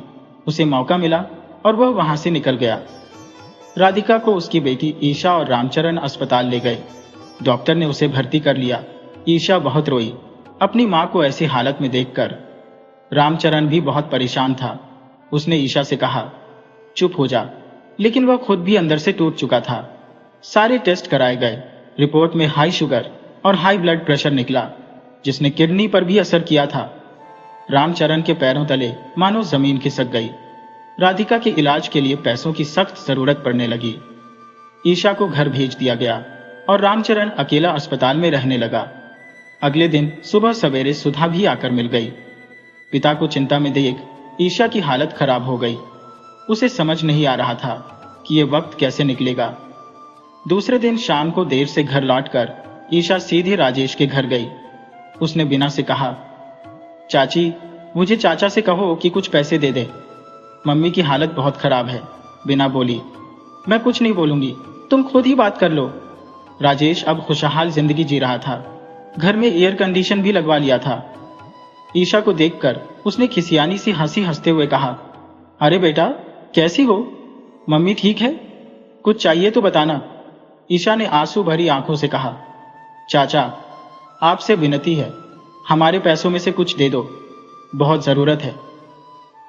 राजेश ने थोड़ी देर बाद कहा, ठीक है, इंतजाम करता हूं, और अगले दिन हॉस्पिटल जाने से पहले 20,000 रुपये दे गया। साथ ही कहा, इस महीने के पैसे आ गए हैं तो आपको बता देना। ईशा की आंखों में आंसू आ गए, लेकिन उसने उन्हें दबा लिया और घर लौट आई। रामचरण ने जब पैसों का इंतजाम देखा तो मम्मी के इलाज की व्यवस्था करवाई। उसने ईशा से सब कुछ पूछा, लेकिन ईशा ने राजेश की बातें छिपा ली। राधिका की शुगर लेवल धीरे धीरे ठीक हो रही थी। 6 दिन बाद उसे अस्पताल से छुट्टी मिली। डॉक्टर ने कहा था कि उसे किसी भी तरह की टेंशन नहीं देनी चाहिए। थोड़ी भी मानसिक दबाव उसकी हालत बिगाड़ सकती है। घर में अब भी तनाव बना हुआ था, लेकिन ईशा ने धीरे धीरे सब कुछ संभाल लिया था। फिर भी उसे यह उम्मीद नहीं थी कि सुधार की कोई किरण जल्द दिखाई देगी। राधा किसी तरह खाना पकाना और नाश्ता बना लेती, लेकिन शाम का भोजन तैयार करना ईशा की जिम्मेदारी थी। कपड़े धोने का काम रामचरण के जिम्मे था, जिसे वह धोकर सुखा देता। ईशा रात को उन्हें प्रेस करके रख देती थी। घर का सिलसिला इसी तरह चल रहा था। राधिका अपने छोटे बच्चों को देखकर तरस जाती, लेकिन उसने तय किया कि खुद को परेशान करके बीमार करने का कोई फायदा नहीं है। अगर उसे कुछ हो गया तो घर बिगड़ जाएगा और किसी का कुछ नहीं बिगड़ेगा। सुधा और उसके भाई साहब ने बच्चों की परवरिश की जिम्मेदारी उठाई थी, लेकिन कभी पूछा नहीं। राधिका को सबने समझाया था कि जेठ की फैमिली की जिम्मेदारी अपने ऊपर मत लो, लेकिन राधा यही कहती, मेरे बच्चे खाए और भाभी के बच्चे भूखे रहें, ये मैं कैसे सह सकती हूँ। आज वही जेठानी थी जो राधिका को पूछती भी नहीं थी। हाँ, जरूरत पड़ने पर हाजिर हो जाती थी, लेकिन बिना सोचे कि बीमारी पर कितना खर्च हुआ होगा। रामचरण जो कमाते वह दोनों घरों की जरूरतों में ही खत्म हो जाता। वही राजेश बड़े आराम से जीवन बिता रहा था। उसे भाई के रिश्ते का कोई मान सम्मान नहीं था। पैसों ने दोनों घरों के बीच दीवार खड़ी कर दी थी। एक ही गली में रहते हुए भी आना जाना बंद हो चुका था। बीना ने भी अपना असली रंग दिखा दिया था। वह पूछने तक नहीं आई। राधा को बहुत सारी बातों का मलाल था, लेकिन उसने खुद को मानसिक उलझनों से दूर रखने का निर्णय किया। उसने सोचा, एक बार मैं ठीक हो जाऊं, फिर देखूंगी। बच्चे भी अपनी मां से चिपके रहते थे। उनकी चिंता थी कि कहीं मां की बीमारी और न बढ़ जाए। राधा का भाई बहुत दिनों से उससे मिलने की इच्छा रखता था। हालात थोड़े संभले तो एक दिन वह आ गया। राधिका ने बड़े मन से खाना बनाया। भाई ने खाना खाकर बहुत प्रशंसा की और बहन को ढेरों आशीर्वाद दिए। दोनों भाई बहन देर तक इधर उधर की बातें करते रहे। रामचरण रात को ही आकर अपने साले से मिले थे, लेकिन वह खुलकर बात नहीं कर पा रहे थे। अमृतलाल को लगता था कि उनकी बहन रामचरण की सरलता के कारण ही दुख झेल रही है। अगली सुबह अमृतलाल ने राजेश से मिलने की बात कही तो रामचरण ने सहमति दे दी। जब अमृतलाल ने राजेश से मुलाकात की तो बिना कोई भूमिका बांधे उन्होंने सीधे सवाल दागा, राजेश, क्या किस्सा है? जो राधा बता रही है वही सच है या तुम्हारे पास कुछ और कहने को है? राजेश थोड़ी देर के लिए हड़बड़ा गया, फिर बोला, भाभी सही कह रही है, मुझसे गलती हुई है। मैंने भाभी के पैसे अपने बिजनेस में लगा दिए और वह भी बिना पूछे। मैंने सोचा बिजनेस अच्छा चलेगा तो पैसे वापस कर दूंगा, लेकिन घाटा हो गया। नहीं तो मैं ऐसा नहीं हूं। राजेश की यह बातें सबको पता थी कि वह झूठ बोल रहा है, लेकिन अमृतलाल ने सोचा बिना बात बिगाड़े अगर पैसा निकाल लिया जाए तो बढ़िया रहेगा। अगर राजेश को डांटेंगे तो वह और ज्यादा अड़ियल हो जाएगा। राजेश ने सभी की ओर देखा और फिर रामचरण की तरफ हाथ जोड़कर कहा, भाई, मैंने मना तो नहीं किया था। अमृत भाई को बेकार बुला लिया। हम तो भाई हैं, आपस में ही फैसला कर लेते। रामचरण के चेहरे पर दर्द भरी मुस्कान थी। उन्होंने कहा, राजेश, तुमने 20,000 रुपए महीना देने का विचार किया था, इससे घर कैसे बनेगा? राधा मरते मरते बची है। देवी मां की कृपा से वह ठीक है। सब तुम्हारे कारण हुआ है और अब पछतावा करने आए हो? रामचरण का चेहरा गुस्से से लाल हो गया। अमृतलाल ने उन्हें शांत रहने के लिए कहा और बोले, राजेश, तुम्हारी ये बातें झूठी हैं। मैं सब जान चुका हूं। 3 महीने इंसानियत के नाते तुम्हें दिए क्योंकि तुम इनके चचेरे भाई हो। अब इनके पैसे लौटा दो, इन्हें घर बनवाने दो, नहीं तो मुझे पुलिस को बुलाना पड़ेगा। राजेश उठ खड़ा हुआ और बोला, मुझे माफ कर दें, पुलिस का नाम भी मत लीजिए, मैं पैसे वापस कर दूंगा। उसकी आवाज में उसकी भावनाओं का साथ नहीं था। साफ था कि वह फिर झूठ बोल रहा था। अमृत ने पुलिस का नाम तो लिया, लेकिन राजेश को भी अंदाजा था कि ये लोग कुछ साबित नहीं कर सकते क्योंकि उनके पास कोई ठोस सबूत नहीं था। इस पूरे मामले में सुधा और शिवचरण बस तमाशबीन बने हुए थे। कुछ बोले नहीं, लेकिन सब कुछ देख रहे थे। शिवचरण, जो सट्टे और जुए का शौकीन था, सोच रहा था कि अगर उसे ये पैसे मिल जाते तो वह उन्हें दोगुना कर देता। इस विचार के साथ ही उसके होठों पर एक मुस्कान आ गई। सुधा के मन में अजीब तरह की खुशी थी जो उन लोगों के दुख में मिल रही थी जिनके बलबूते पर उनका घर चल रहा था। दुनिया में ऐसे लोग भी होते हैं जिन्हें देख ऐसा लगता है कि भगवान ने भी उनसे मुंह मोड़ लिया है। अमृतलाल के घर से जाने के बाद राधिका थोड़ी राहत महसूस कर रही थी। उसे लगने लगा कि अब राजेश किसी न किसी तरह से पैसे दे ही देगा। सुधा और शिवचरण की आपस में भले ही नहीं बनती हो, लेकिन जब भाई भाभी के खिलाफ कुछ करने की बात आती थी तो दोनों एक हो जाते थे। सही कहा है किसी ने, अगर किसी के सामने वाले की बुराई करनी हो तो वो जरूर बोलेगा कि आपने सिर ऊंचा कर लिया, लेकिन कोई भलमनसाहत का तमगा नहीं देगा। यह सोचकर कि पति ने कमाना बंद कर दिया है, राधा ने रामचरण के सामने सब कुछ भुलाकर अपनी जगह समझकर ही अपना जीवन जिया। एक दिन जब रामचरण दुकान नहीं गए थे तो राजेश घर आया। उसके हाथ में एक थैली थी। उसने थैली रामचरण के हाथ में थमा दी और कुछ नाराजगी से बोला, ये लो, 60,000 रुपए हैं। अब 1,20,000 हो गए हैं। बाकी के 3,80,000 भी मैं लौटा दूंगा। लेकिन याद रखना, जिस तरह से आपने अपने साले के सामने मुझे नीचा दिखाया वो मैं नहीं भूलूंगा। और हाँ भैया, इसके बाद आपकी श्रीमती जी से मुझे कोई बात नहीं करनी है। राजेश का गुस्सा साफ छलक रहा था और राधिका को दुख हुआ। जब वो शादी करके आई थी तब राजेश छोटा सा था और आज वह इस तरह से उनके सामने खड़ा था। रामचरण ने बिना कुछ कहे पैसे गिने और फिर उन्हें अलमारी में रख दिया। साथ ही उनके मन में कुछ योजना चल रही थी। सुबह होते ही उन्होंने इंजीनियर को फोन किया और नक्शे बनवाने की बात की। छोटे से घर को बनाने की योजना बनने लगी थी। रामचरण की आंखों में नए घर के सपने साफ दिखाई दे रहे थे। नक्शा पास हो गया और घर बनना शुरू हो गया, लेकिन जल्द ही पैसों की कमी महसूस होने लगी। राजेश को संदेश भिजवाया गया और आश्चर्यजनक रूप से उसने 40,000 रुपये भेज दिए। काम आगे बढ़ने लगा। दीवारें खड़ी हो गईं और फिर से 40,000 रुपये मंगाए गए। अब घर की छत डालने की बारी थी, लेकिन राधिका चिंतित थी कि कितना सीमेंट और लोहा लगेगा। इस चिंता में वह दिन रात घुलती रही। जब घर की छत डाली गई तो राधिका और रामचरण को अपार खुशी हुई। ईशा और बच्चे भी खुशी में आपस में बातें कर रहे थे। राधिका ने अपने भाइयों को भी सूचित किया, जो बहुत खुश हुए। पड़ोस की शांता मिलने आई और बोली, भाभी जाओगे? पास में वीणा और राजेश भी जा रहे हैं, सुना है उनका भी घर बन गया है। राधिका एकदम से चौंक गई। क्या बोल रही हो? हमें तो कुछ नहीं पता। शांता बोली, हाँ भाभी, मैं सच कह रही हूँ। राजेश ने सबको बताया है कि वो जल्दी ही मोहल्ला छोड़ रहे हैं। राधिका का मन किसी काम में नहीं लग रहा था। रात को उसने बच्चों की तरह सब कुछ रामचरण को बता दिया। रामचरण बोले, ठीक है, मैं जाकर पूछता हूँ। नहीं, आप हुआ तो नहीं है? रामचरण घर आए तो उनके चेहरे पर गहरी शांति थी।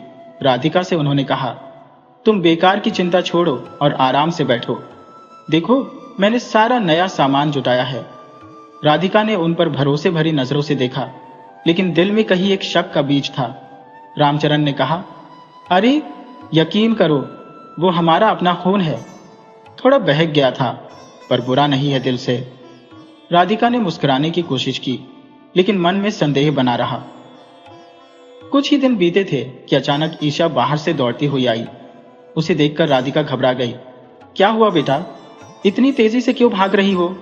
ईशा को गले से लगाते हुए राधिका ने पूछा। क्या हुआ, बताओ तो सही। ईशा ने कहा, माँ आपको पता है, अंकल चले गए। राधिका चौंकी। कौन से अंकल? ईशा बोली, वो पास वाले, राजेश अंकल। घर में ताला लगा हुआ है। राधिका ने समझाने की कोशिश की। बेटा, हो सकता है कहीं गए हों, वापस आ जाएंगे, इसमें डरने की क्या बात है? लेकिन ईशा ने जिद की। नहीं माँ, 3 दिन हो गए हैं, किसी को बताया भी नहीं, रातों रात चले गए। यह सुनकर सुधा भी बाहर आ गई और दोनों स्त्रियां सुनकर अवाक रह गईं। राधिका को तो जैसे जमीन ही खिसक गई हो। वह समझ नहीं पा रही थी कि क्या सही है, क्या गलत। वह भागकर राजेश के घर पहुंची, जहां ताला लगा हुआ था। गेट पर किराए के लिए बोर्ड टंगा हुआ था, जिसमें मकान मालिक का नाम और नंबर लिखा था। राधिका की आंखों से आंसू बह निकले। वह समझ नहीं पा रही थी कि अब क्या करे। विश्वास टूट चुका था। कुछ लाख रुपए के लिए राजेश ने अपने ही घर को छोड़ दिया, अपने खून के रिश्तों को भी नहीं बताया। राधिका चुपचाप पलंग पर गिर पड़ी और आज आंसुओं ने भी उसका साथ छोड़ दिया। आंखें सूख चुकी थी। छत की ओर देखते हुए वह चुपचाप लेटी रही। बच्चे रो रहे थे। दोनों बेटे अपनी मां के पास खड़े थे। ईशा पानी लाई और सुधा और शिवचरण दूसरे कमरे में राजेश की निंदा कर रहे थे। रामचरण को दुकान से बुलाया गया। राधिका मानसिक दबाव में फूट फूट कर रो पड़ी। स्थिति इतनी बिगड़ गई कि उसे संभालना मुश्किल हो गया। रामचरण ने सोचा कि इससे पहले की हालत और बिगड़े, उसे अस्पताल ले जाना चाहिए। वहां डॉक्टर ने बताया कि उसका शुगर लेवल और ब्लड प्रेशर दोनों बढ़ गए हैं।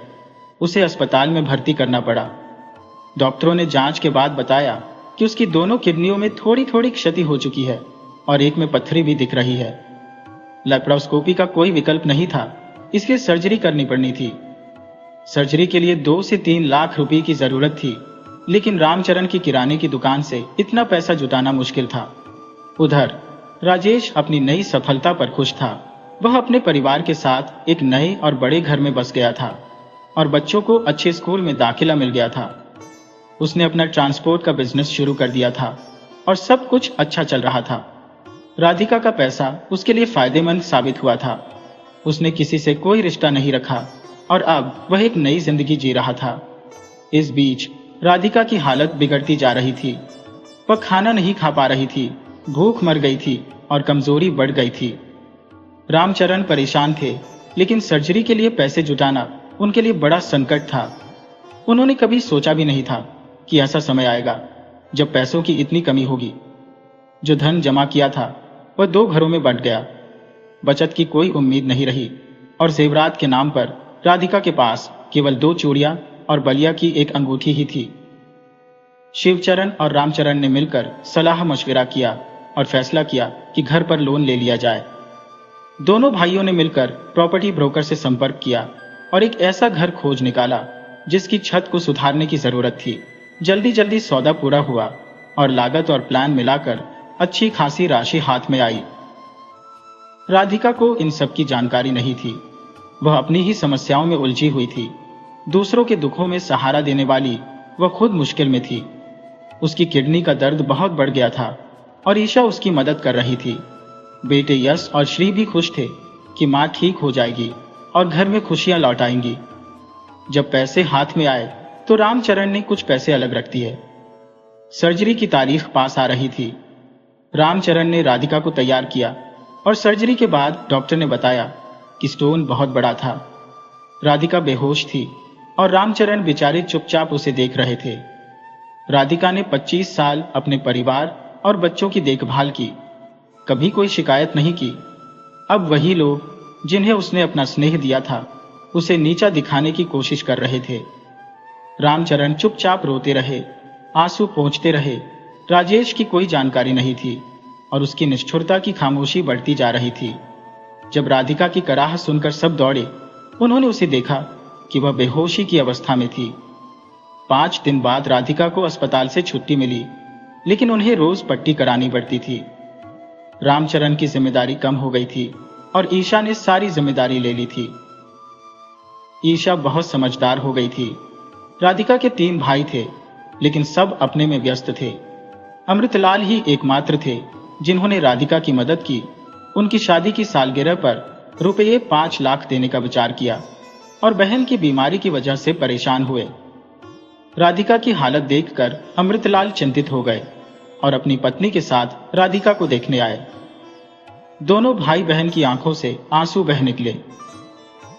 रामचरण ने खुद को सारी समस्याओं का कारण मान लिया और अपनी स्थिति पर गुस्सा किया। राधिका धीरे धीरे स्वस्थ होने लगी, खाना बनाने लगी। ईशा सब कुछ संभाल रही थी, लेकिन राधिका के अंदर का दर्द कभी खत्म नहीं हुआ। उसकी सेहत पर असर पड़ने लगा। कभी उसका ब्लड प्रेशर बढ़ जाता, कभी शुगर। जीवन तालाब की तरह था, बाहर शांत और अंदर हलचल से भरा। उधर राजेश की जिंदगी सुखमय हो गई थी। ट्रांसपोर्ट का व्यवसाय सफल हो रहा था और बच्चों को अच्छे स्कूल मिल गए थे। राजेश ने सब कुछ भुला दिया था और अपनी नई जिंदगी जी रहा था। राधिका की स्थिति को लेकर राजेश ने ध्यान नहीं दिया। एक दिन राधिका के पेट में फिर से भयंकर दर्द हुआ। अस्पताल में फिर से सारे टेस्ट किए गए और पता चला कि किडनी में फिर से स्टोन हो गया है। दूसरी किडनी में भी बहुत खराबी थी। इलाज चल रहा था, लेकिन शरीर इतना कमजोर हो चुका था कि डायलिसिस भी नहीं हो पा रही थी। पहली किडनी में जिसमें स्टोन निकाला गया था, फंगल इन्फेक्शन हो गया था। कुल मिलाकर स्थिति गंभीर थी। जब यह खबर राजेश तक पहुंची तो उसने सुनकर भूलने की कोशिश की। ऊपर वाले के खेल कितने विचित्र है। सभी की दुआएं इस आशा के साथ थी कि राधिका ठीक होकर घर लौटे। ईशा, सुयश और श्री, जो स्वयं भी रामचरण जी की उदासी और अवसाद से ग्रस्त थे, सबने मिलकर साहसिक प्रयास किए।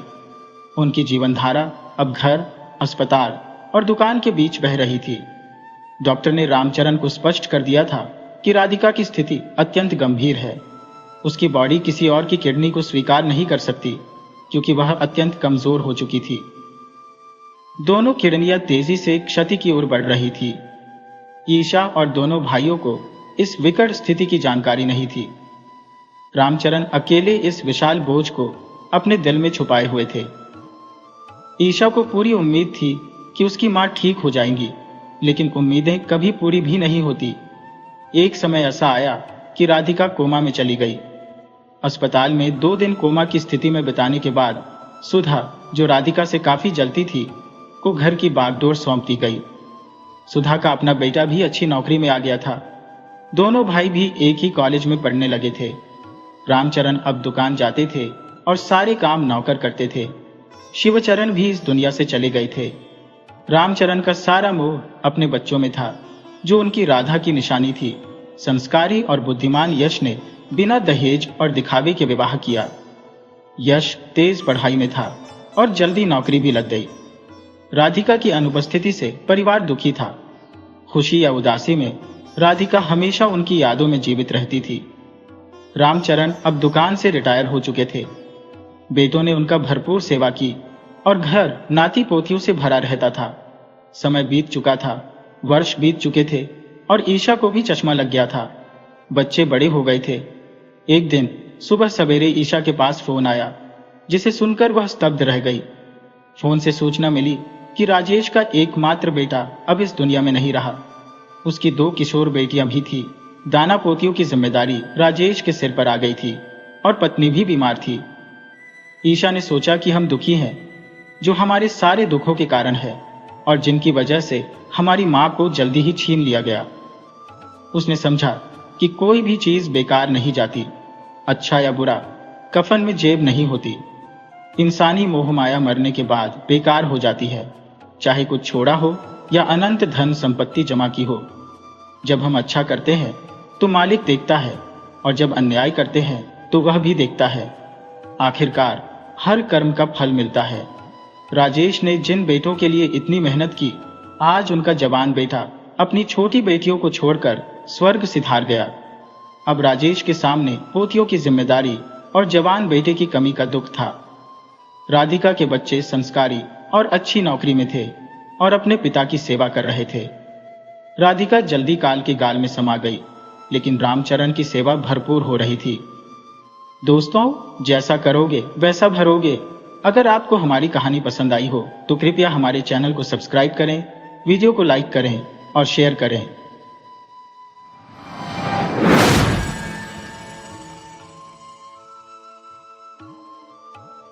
बहुत समय पहले की बात है।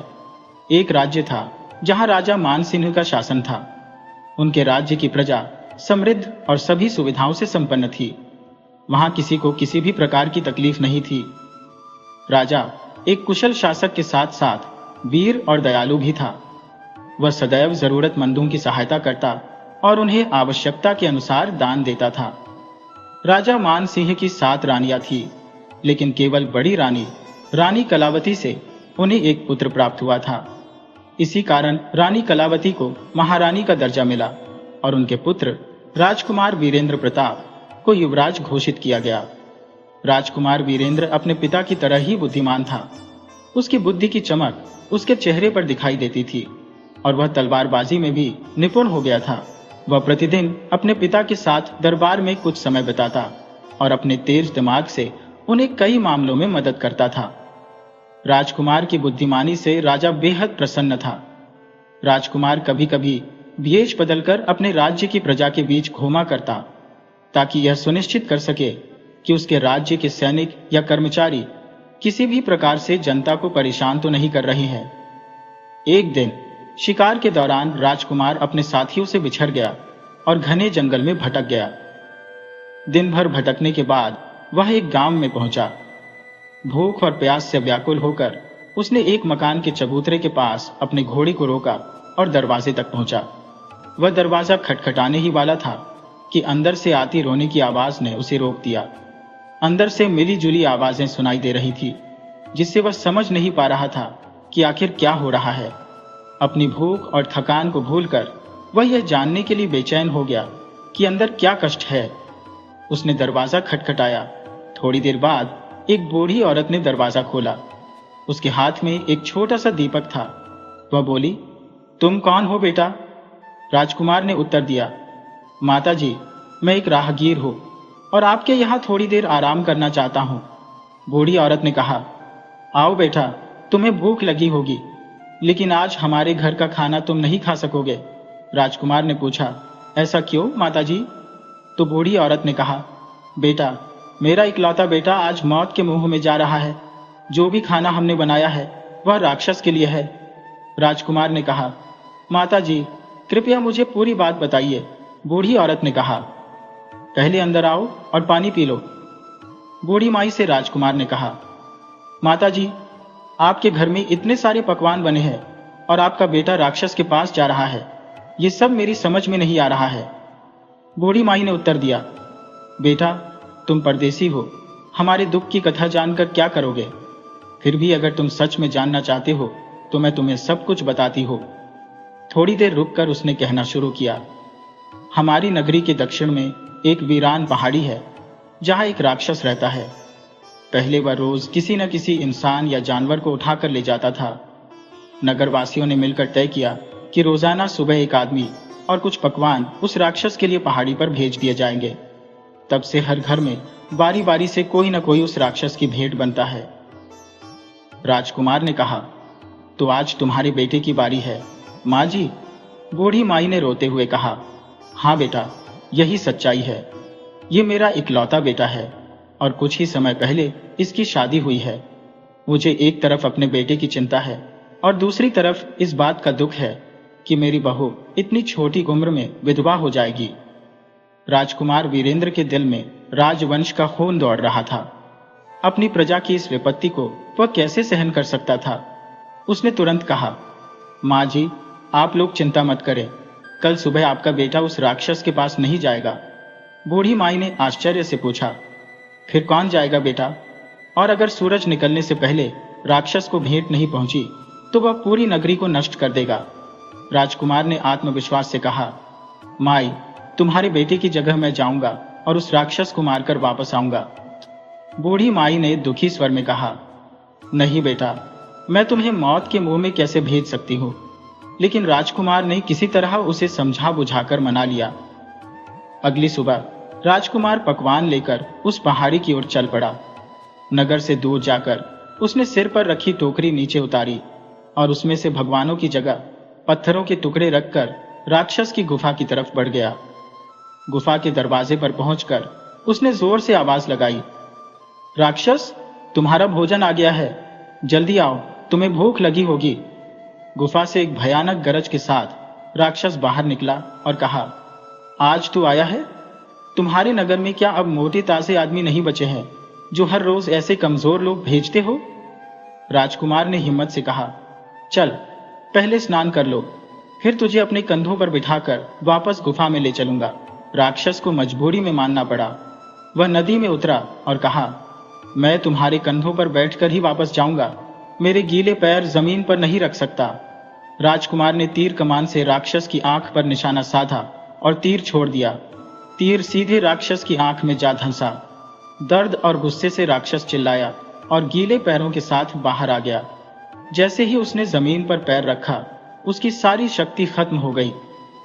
राजकुमार ने तुरंत तीरों की बौछार कर दी, जिससे राक्षस जमीन पर गिर पड़ा। फिर राजकुमार ने अपनी तलवार निकाली और राक्षस का सिर काट दिया। राक्षस का सिर लेकर वह नगर में वापस आया और नगर वासियों को बताया कि उसने राक्षस का अंत कर दिया है। पहले तो किसी को यकीन नहीं हुआ, लेकिन जब नगर के बड़े बूढ़ों ने राक्षस का सिर देखा, तब सबको विश्वास हो गया। तभी राजकुमार के सैनिक उसे ढूंढते हुए उसके पास पहुंच गए। जैसे ही नगरवासियों को पता चला कि वह राजकुमार है, लोग उसे देखने के लिए उमड़ पड़े। सबका आशीर्वाद लेकर राजकुमार राजधानी की ओर रवाना हुआ। राक्षस का सिर भी वह अपने साथ ले गया। राजधानी पहुंचते ही राजकुमार के साथियों ने राजा को उसकी बहादुरी की पूरी कथा सुनाई। यह सुनकर राजा खुशी से झूम उठे। उन्होंने अपने पुत्र का तिलक किया, उसे गले से लगा लिया और कहा, बेटा, अब अपनी दूसरी माताओं से भी आशीर्वाद लो। महारानी कलावती ने भी राजकुमार को आशीर्वाद देने का आग्रह किया। राजकुमार अपनी मां की आज्ञा मानकर दूसरी रानियों के निवास में पहुंचा। कुछ रानियों ने दिल से आशीर्वाद दिया तो कुछ ने ऊपरी तौर पर ही आशीर्वाद दे दिया। लेकिन सबसे छोटी रानी, जो राजकुमार से ईर्ष्या करती थी, व्यंग्य से बोली, युवराज, एक छोटे से राक्षस को मारने से कुछ नहीं होता। मैं तो तुम्हारी बहादुरी तब मानूंगी जब तुम राजकुमारी फूलवती की डोली लेकर इस दरवाजे पर आओगे। राजकुमार ने गंभीर स्वर में कहा, मां, ये राजकुमारी फूलवती कौन है? मैं अवश्य उसकी डोली लेकर आऊंगा। छोटी रानी हंसते हुए बोली, अरे राजकुमार, बड़े बड़े योद्धा वहां जाकर मौत के शिकार हो चुके हैं। राजकुमारी फूलवती की प्रतिज्ञा है कि जो भी उसकी सूरत देखेगा उसे जल्लादों के हवाले कर दिया जाएगा। राजकुमार ने जिज्ञासा से पूछा, उसका राज्य कहाँ है? रानी ने उत्तर दिया, यहाँ से पूर्व दिशा में एक बड़ा राज्य है जहाँ रूपनगर नामक राजधानी है। राजकुमार के मन में छोटी रानी की बात सुनकर यह दृढ़ संकल्प हो गया कि वह राजकुमारी फूलवती के राज्य में जाएगा और उसकी डोली साथ लाएगा। उसके अंदर एक सच्चे राजा का खून दौड़ रहा था। व्यंग्य की वह चुभन राजकुमार के दिल पर तीर की तरह लगी थी। अगले दिन वह बिना किसी को बताए चुपचाप अपनी यात्रा पर निकल पड़ा। उसे मालूम था कि अगर वह राजा या महारानी से अनुमति मांगेगा तो वे उसे जाने नहीं देंगे। रात में सपने में भी उसे राजकुमारी फूलवती ही दिखाई देती रही। सुबह होते ही वह जल्दी उठ गया और अपनी मां के कक्ष की ओर एक नजर डालकर महल से बाहर निकल गया। महल के द्वार पर पहरेदारों ने उसे नहीं रोका, क्योंकि वे जानते थे कि राजकुमार अक्सर बिना बताए महल से बाहर जाता था।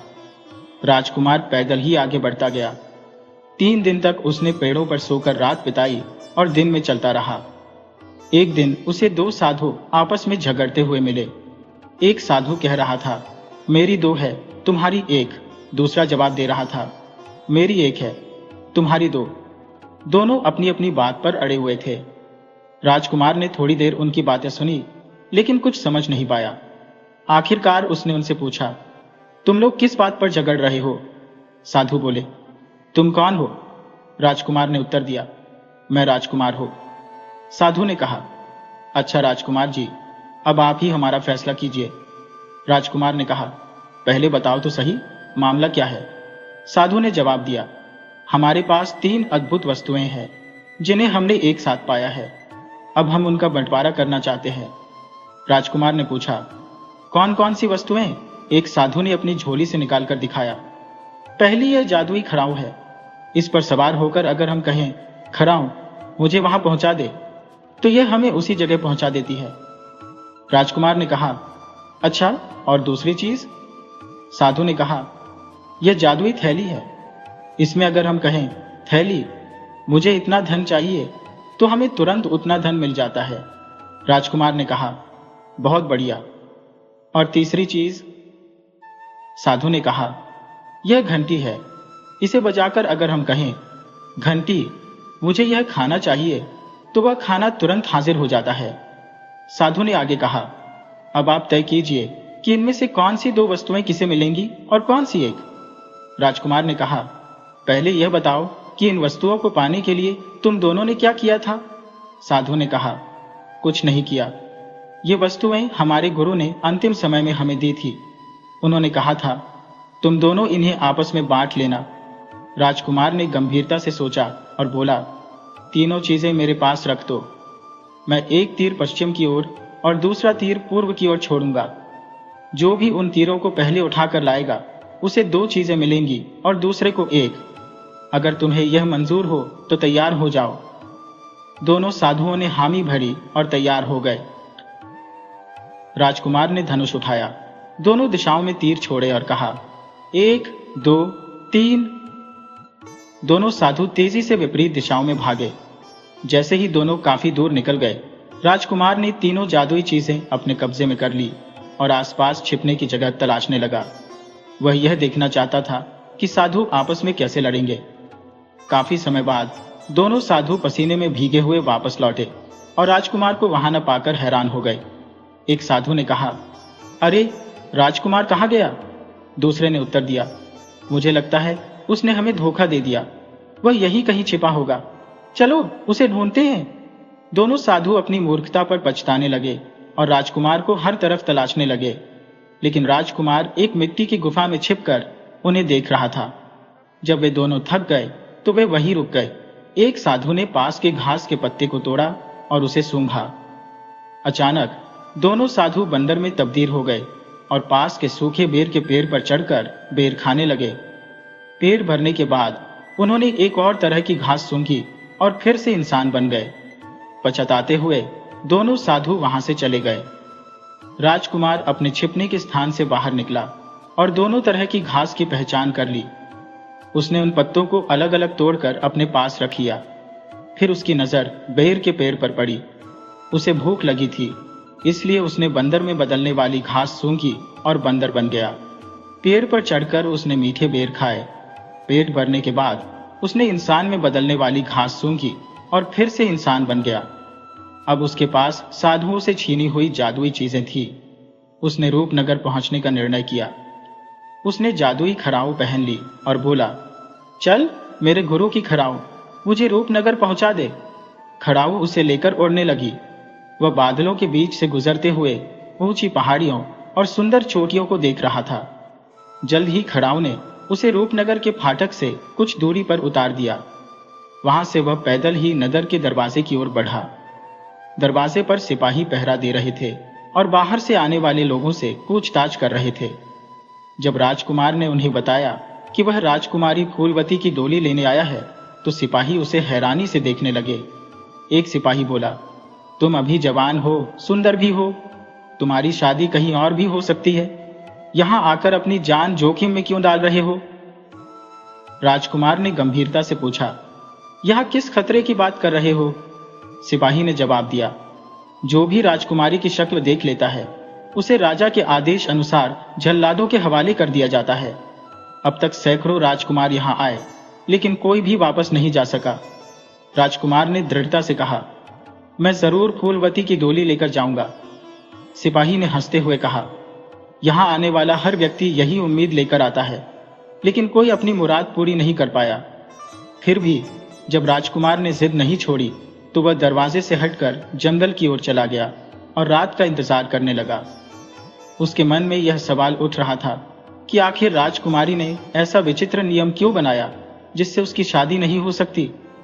राजकुमार ने मन ही मन ठान लिया कि वह राजकुमारी को अपनी प्रतिज्ञा तोड़ने पर मजबूर कर देगा। जैसे ही रात का अंधेरा हुआ उसने खड़ाऊ पहन ली और कहा, चल मेरे गुरु की खड़ाऊ, मुझे नगर के भीतर पहुंचा दे। खड़ाऊ उसे उड़ाकर नगर के बीचों बीच ले गई, जहां से वह अपने मिशन को पूरा करने के लिए तैयार था। शहर की गलियों में भटकते भटकते जब राजकुमार को भूख महसूस हुई तो उसने अपनी जादुई थैली निकाली और बोला, मेरे गुरु की झोली, मुझे भूख लगी है, कुछ बढ़िया खाना दे। बस इतना कहना था कि स्वादिष्ट भोजन उसके सामने आ गया। उसने भरपेट भोजन किया और फिर आराम से गलियों में टहलने लगा। चलते चलते वह एक बड़े से मकान के सामने पहुंचा, जहां एक बूढ़ी औरत बैठी हुई थी। उस बूढ़ी ने राजकुमार को देखा और उत्सुकता से पूछा, बेटा, क्या तुम परदेसी हो? राजकुमार ने जवाब दिया, हाँ मां, मैं इस शहर में आज ही आया हूं। बूढ़ी औरत ने हंसते हुए कहा, तो फिर आज मुझे खाना मिलेगा? ये सुनकर राजकुमार हैरान हो गया और बोला, आपके पास इतना बड़ा मकान है, फिर भी आप खाने के लिए बैठी हैं? बूढ़ी औरत ने समझाया, बेटा, भगवान की कृपा से मेरे पास सब कुछ है, पर मेरा कोई बेटा नहीं है। जब तक कोई परदेसी मेरे घर आकर खाना नहीं खाता, मैं भी खाना नहीं खाती। कई बार ऐसा होता है कि अगर 2-4 दिन कोई परदेसी नहीं आता तो मुझे भी बिना खाना खाए रहना पड़ता है। राजकुमार ने कहा, तो फिर मैं कुछ दिन आपके पास रुकूंगा ताकि आपको खाना खाने को मिले। बूढ़ी औरत ने उसे प्यार से बुलाया और कहा, पहले हाथ मुंह धो लो और थोड़ा खाना खा लो। भले ही राजकुमार की भूख मिट चुकी थी, पर बूढ़ी औरत का प्रेम देखकर उसने थोड़ा सा खाना खा लिया। फिर उसने राजकुमार के लिए पास ही एक बिस्तर लगाया और बोली, बेटा, तुम कहां से आए हो और कहां जाने का इरादा है? राजकुमार ने जवाब दिया, मां, मैं राजकुमारी फूलमती से विवाह करने आया हूं और जब तक मैं उसकी शर्त नहीं तोड़ूंगा तब तक आपके पास ही रुकूंगा। बूढ़ी ने दुखी होकर कहा, अरे बेटा, उस दुष्ट राजकुमारी को भूल जाओ, उसने अब तक सैकड़ों राजकुमारों की जान ले ली है। राजकुमार ने शांत स्वर में कहा, मां, चिंता मत करो, मैं उसकी डोली लेकर ही जाऊंगा। बूढ़ी ने उसे काफी समझाने की कोशिश की, पर राजकुमार के अडिग निश्चय को देख वह चुप हो गई। रात के अंधेरे में जब बूढ़ी गहरी नींद में सो गई, राजकुमार धीरे से उठा। मकान के आंगन में जाकर उसने अपनी जादुई खड़ाऊ पहनी और बोला, चल मेरे गुरु की खड़ाऊ, मुझे राजकुमारी फूलमती के सोने के कमरे में पहुंचा दे। खड़ाऊ ने उसे उड़ाते हुए राजमहल के ऊपर पहुंचा दिया, जहां राजकुमारी का कक्ष भी था। महल के चारों ओर तलवारें लिए पहरेदार घूम रहे थे, पर राजकुमार आसमान से सीधे नीचे उतर रहा था, इसलिए किसी की नजर उस पर नहीं पड़ी। राजकुमारी के कमरे की खिड़की खुली हुई थी। अंदर पलंग पर राजकुमारी गहरी नींद में सो रही थी। उसकी सुंदरता देखकर राजकुमार मंत्रमुग्ध हो गया। वह बहुत देर तक बस उसे देखता रहा, जैसे कोई जादू की छड़ी उसे बांधे रखे हो। राजकुमार ने धीरे से राजकुमारी का सुनहरा रुमाल उठाया और अपनी जेब में रख लिया। उसकी जगह अपना रुमाल रख दिया। रुमाल के अंदर एक चिट्ठी भी रखी, जिसमें लिखा था, मेरी प्यारी राजकुमारी, मैंने तुम्हारे दर्शन कर लिए हैं। अपनी प्रतिज्ञा के अनुसार तुम मुझे जल्लादों के हवाले कर सकती हो, पर तुम मुझे खोज नहीं पाओगी। मैं कल फिर आऊंगा तुम्हारे लिए गहने और सुहाग का सामान लेकर। तुम्हारा अपना राजकुमार। इसके बाद राजकुमार अपनी खड़ाऊ पहनकर वापस बूढ़ी के मकान में लौट आया और सो गया। सुबह जब राजकुमारी उठी तो उसने देखा कि उसके रुमाल की जगह किसी और का रुमाल पड़ा हुआ है। यह देखकर वह दंग रह गई। राजकुमार की चिट्ठी पढ़ते ही वह क्रोधित हो उठी। पूरे महल में अफरा तफरी मच गई। पहरेदारों को कैद कर लिया गया और पूरे राज्य में उस राजकुमार की तलाश शुरू हो गई। खबर बिजली की तरह पूरे नगर में फैल गई। रात को राजकुमारी के महल पर सख्त पहरा बैठा दिया गया। उधर बुढ़िया ने राजकुमार को जगाया और कहा, बेटा सुनो, कोई आदमी रात को राजकुमारी के कमरे में जाकर उसका रुमाल बदल आया है। राजकुमार ने चुपचाप बुढ़िया की बात सुनी और शाम तक कहीं न जाने का फैसला किया। जैसे ही रात हुई और बुढ़िया सो गई, राजकुमार ने फिर से अपनी खड़ाऊं पहनी और उड़कर राजकुमारी के महल में पहुंच गया। पहरेदारों को बिल्कुल भी भनक नहीं थी कि जिसे पकड़ने के लिए वे इतना सख्त पहरा दे रहे हैं वह पहले ही महल के भीतर दाखिल हो चुका है।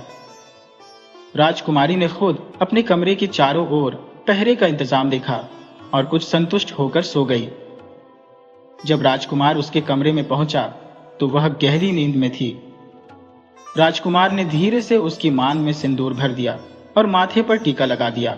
धन देने वाली थैली से गहने निकालकर उसके सिराहने रख दिए। सभी कामों से निपटने के बाद राजकुमार ने वहीं बैठकर एक छोटा सा संदेश लिखा, जिसमें लिखा, प्रिय राजकुमारी, उम्मीद करता हूं कि मेरी उपस्थिति आपको पसंद आई होगी। कल मैं फिर आऊंगा और आपके लिए उपहार लाऊंगा। यदि आप मेरे विवाह प्रस्ताव को स्वीकार करती है तो कृपया जवाब में एक पत्र छोड़ दीजिएगा। आपका राजकुमार। सुबह से पहले ही राजकुमार वहां से निकल गया। जब राजकुमारी की आंख खुली तो उसकी नजर पास रखे हुए गहनों और पत्र पर पड़ी। पत्र पढ़ते ही राजकुमारी का चेहरा गुस्से से तमतमा उठा।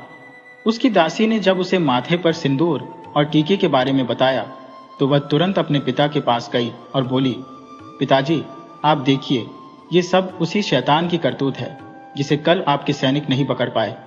वह फिर से मेरे महल में आ घुसा।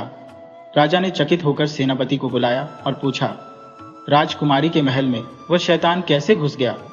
सेनापति ने कहा, महाराज, मैंने खुद रात भर पहरा दिया था। वहां तो चिड़िया भी पर नहीं मार सकती थी।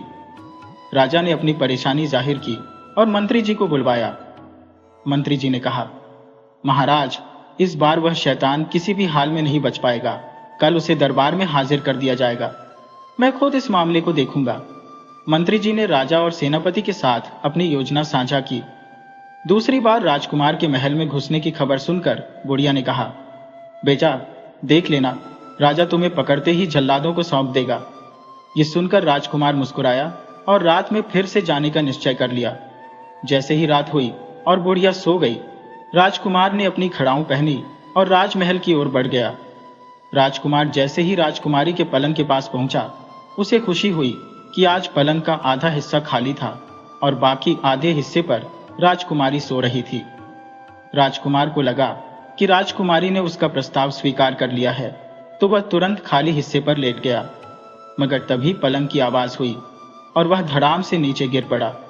नीचे एक गहरा गड्ढा खोदा गया था जिसमें वह फंस गया। राजकुमारी की नींद खुल गई और उसने हंसते हुए कहा, क्यों, पसंद आया अंदर से बिस्तर? राजकुमार ने मुस्कुराते हुए कहा, हाँ राजकुमारी जी, अब तुम्हें भी मेरा प्रस्ताव मान लेना चाहिए। मैंने तुम्हारे कमल जैसे मुख के दर्शन तीसरी बार कर लिए है, जैसा तुमने शर्त रखी थी। राजकुमारी ने ठहाका लगाते हुए कहा, अभी नहीं, अगली बार जब मेरे दर्शन करोगे तब तुम्हारे प्रस्ताव पर विचार करूंगी। फिलहाल तुम यहीं आराम से रहो। सुबह होते ही तुम्हारी मुलाकात जल्लादों से होगी। राजकुमार ने कहा, अगर तुम कहती हो तो मैं जरूर तुम्हारे दर्शन फिर से करूंगा। राजकुमारी ने हंसते हुए कहा, सुबह देखा जाएगा। तुमने मेरी नींद खराब कर दी। अब मैं दूसरे कमरे में सोने जा रही हूं। राजकुमारी दूसरे कक्ष में चली गई। राजकुमार एक खड़ाऊ पहने हुए था, लेकिन दूसरी खड़ाऊ गड्ढे में गिर गई थी। वह उसे खोजने की कोशिश कर रहा था, जबकि बाहर पहरेदारों की आवाजें सुनाई दे रही थी। एक कह रहा था, आज वह शैतान फंस गया, तो दूसरा बोला, चलो इसका भी काम तमाम हुआ। उनमें से एक पहरेदार दौड़कर बड़े मंत्री को बुलाने चला गया। कई पहरेदार दरवाजे पर कान लगाए हुए अंदर की आवाजें सुन रहे थे। उसे फौरन निकालकर कैद में डाल दो। मंत्री ने कहा, हुजूर, चिंता की कोई बात नहीं है। वह इस गड्ढे में सारी जिंदगी भी जद्दोजहद करता रहेगा, बाहर निकलना असंभव है। एक सिपाही ने कहा, गड्ढा बहुत गहरा है, वह अब तक अंदर ही हाथ पांव मार रहा होगा, उसे पूरी रात यहीं पड़े रहने दो। इतना कहकर मंत्री चला गया। राजकुमार को बाहर सिपाहियों की बातचीत साफ सुनाई दे रही थी। जब उन्होंने कहा कि उसे सुबह निकाला जाएगा, तो राजकुमार की चिंता थोड़ी कम हुई। उसने जल्दी जल्दी अपनी खड़ाऊं ढूंढने की कोशिश शुरू कर दी। मिट्टी और पसीने से सारा शरीर भारी हो चुका था। आधे घंटे की मशक्कत के बाद उसे दूसरी खड़ाऊं मिल गई। जैसे ही उसने खड़ाऊं पहनी, वह फुर्ती से वहां से भाग निकला। राजकुमार बुढ़िया के घर पहुंचा, कपड़े उतारकर नहाया और चुपचाप जाकर सो गया। सुबह उठते ही उसने वे कपड़े बुढ़िया से धुलवाने के लिए धोबी के पास भिजवा दिए। उधर जब सिपाही सुबह गड्ढे के पास पहुंचे तो उसे खाली देखकर घबरा गए। खबर फौरन राजा तक पहुंची। राजा ने मंत्री जी को बुलाकर कहा, मंत्री जी, वह शैतान आपके जाल से भी निकल भागा। मंत्री जी ने कहा, महाराज, फिक्र की कोई बात नहीं है, वह हमसे दूर नहीं जा पाएगा। आप आदेश दें कि जो भी व्यक्ति नीले रंग के कपड़े पहने मिले, उसे गिरफ्तार कर दरबार में पेश किया जाए। राजा ने कहा, लेकिन नीले कपड़े तो कई लोग पहनते होंगे। मंत्री जी ने समझाया, महाराज, लेकिन उस शैतान के कपड़े में नीला रंग ज्यादा होगा। राजा ने तुरंत यह आदेश कोतवाल को दिया। सैनिकों ने आदेश का पालन करते हुए शहर में नीले कपड़े पहने हुए लोगों की खोज शुरू कर दी। जिस धोबी के पास राजकुमार के कपड़े धोने के लिए गए थे, उसी दिन धोबी के बेटे की बारात जानी थी। उसने जल्दी जल्दी राजकुमार के सुनहरे कपड़े साफ किए और शाम को अपने बेटे को वे कपड़े पहनाकर घोड़ी पर बिठा दिया। राजा ने यह बात आम लोगों तक नहीं पहुंचने दी थी। जैसे ही धोबी के बेटे की बारात चौक बाजार से गुजरी, सिपाहियों की नजर उसके कपड़ों पर पड़ी। उन्होंने धोबी के बेटे को पकड़कर कोतवाली ले जाकर बंद कर दिया। वहां से कोतवाल उसे राजमहल ले गया और राजा के सामने पेश किया। राजा ने क्रोधित होकर कहा, मंत्री जी, यही वह धोबी का लड़का है जिसे पकड़कर आपके सामने पेश किया गया है। कोतवाल ने सारी घटना राजा को बताई। राजा ने गुस्से में कहा, इस शैतान की इतनी हिम्मत, इसे तुरंत मौत की सजा दी जाए। इसका सिर काटकर उसकी आंखें राजकुमारी के हार में डाल दी जाए। धोबी का लड़का यह सुनकर कांपने लगा। उसके पीछे पीछे उसका पिता भी वहां पहुंचा और रोते हुए बोला, महाराज, दया करो, मेरा बेटा निर्दोष है, इसका क्या कसूर है। राजा ने कहा, तुम्हारे बेटे का सबसे बड़ा अपराध यही है कि वह जिंदा है। इस नीच ने राजकुमारी के महल में घुसकर हमारी इज्जत पर हाथ डाला है। धोबी ने कहा, महाराज, ऐसा नहीं हो सकता, हम गरीब लोग हैं, हमारी इतनी हिम्मत नहीं हो सकती। तभी मंत्री जी वहां पहुंचे और नीले कपड़े पहने हुए व्यक्ति को पकड़े जाने की खबर सुनते ही धोबी के लड़के को देखकर बोले, यह लड़का 3 बार राजकुमारी के महल में घुस गया और फिर बाहर भी आ गया। क्या यह सच है? मंत्री जी ने कहा, यह शैतान जरूर कोई चालाकी कर रहा है।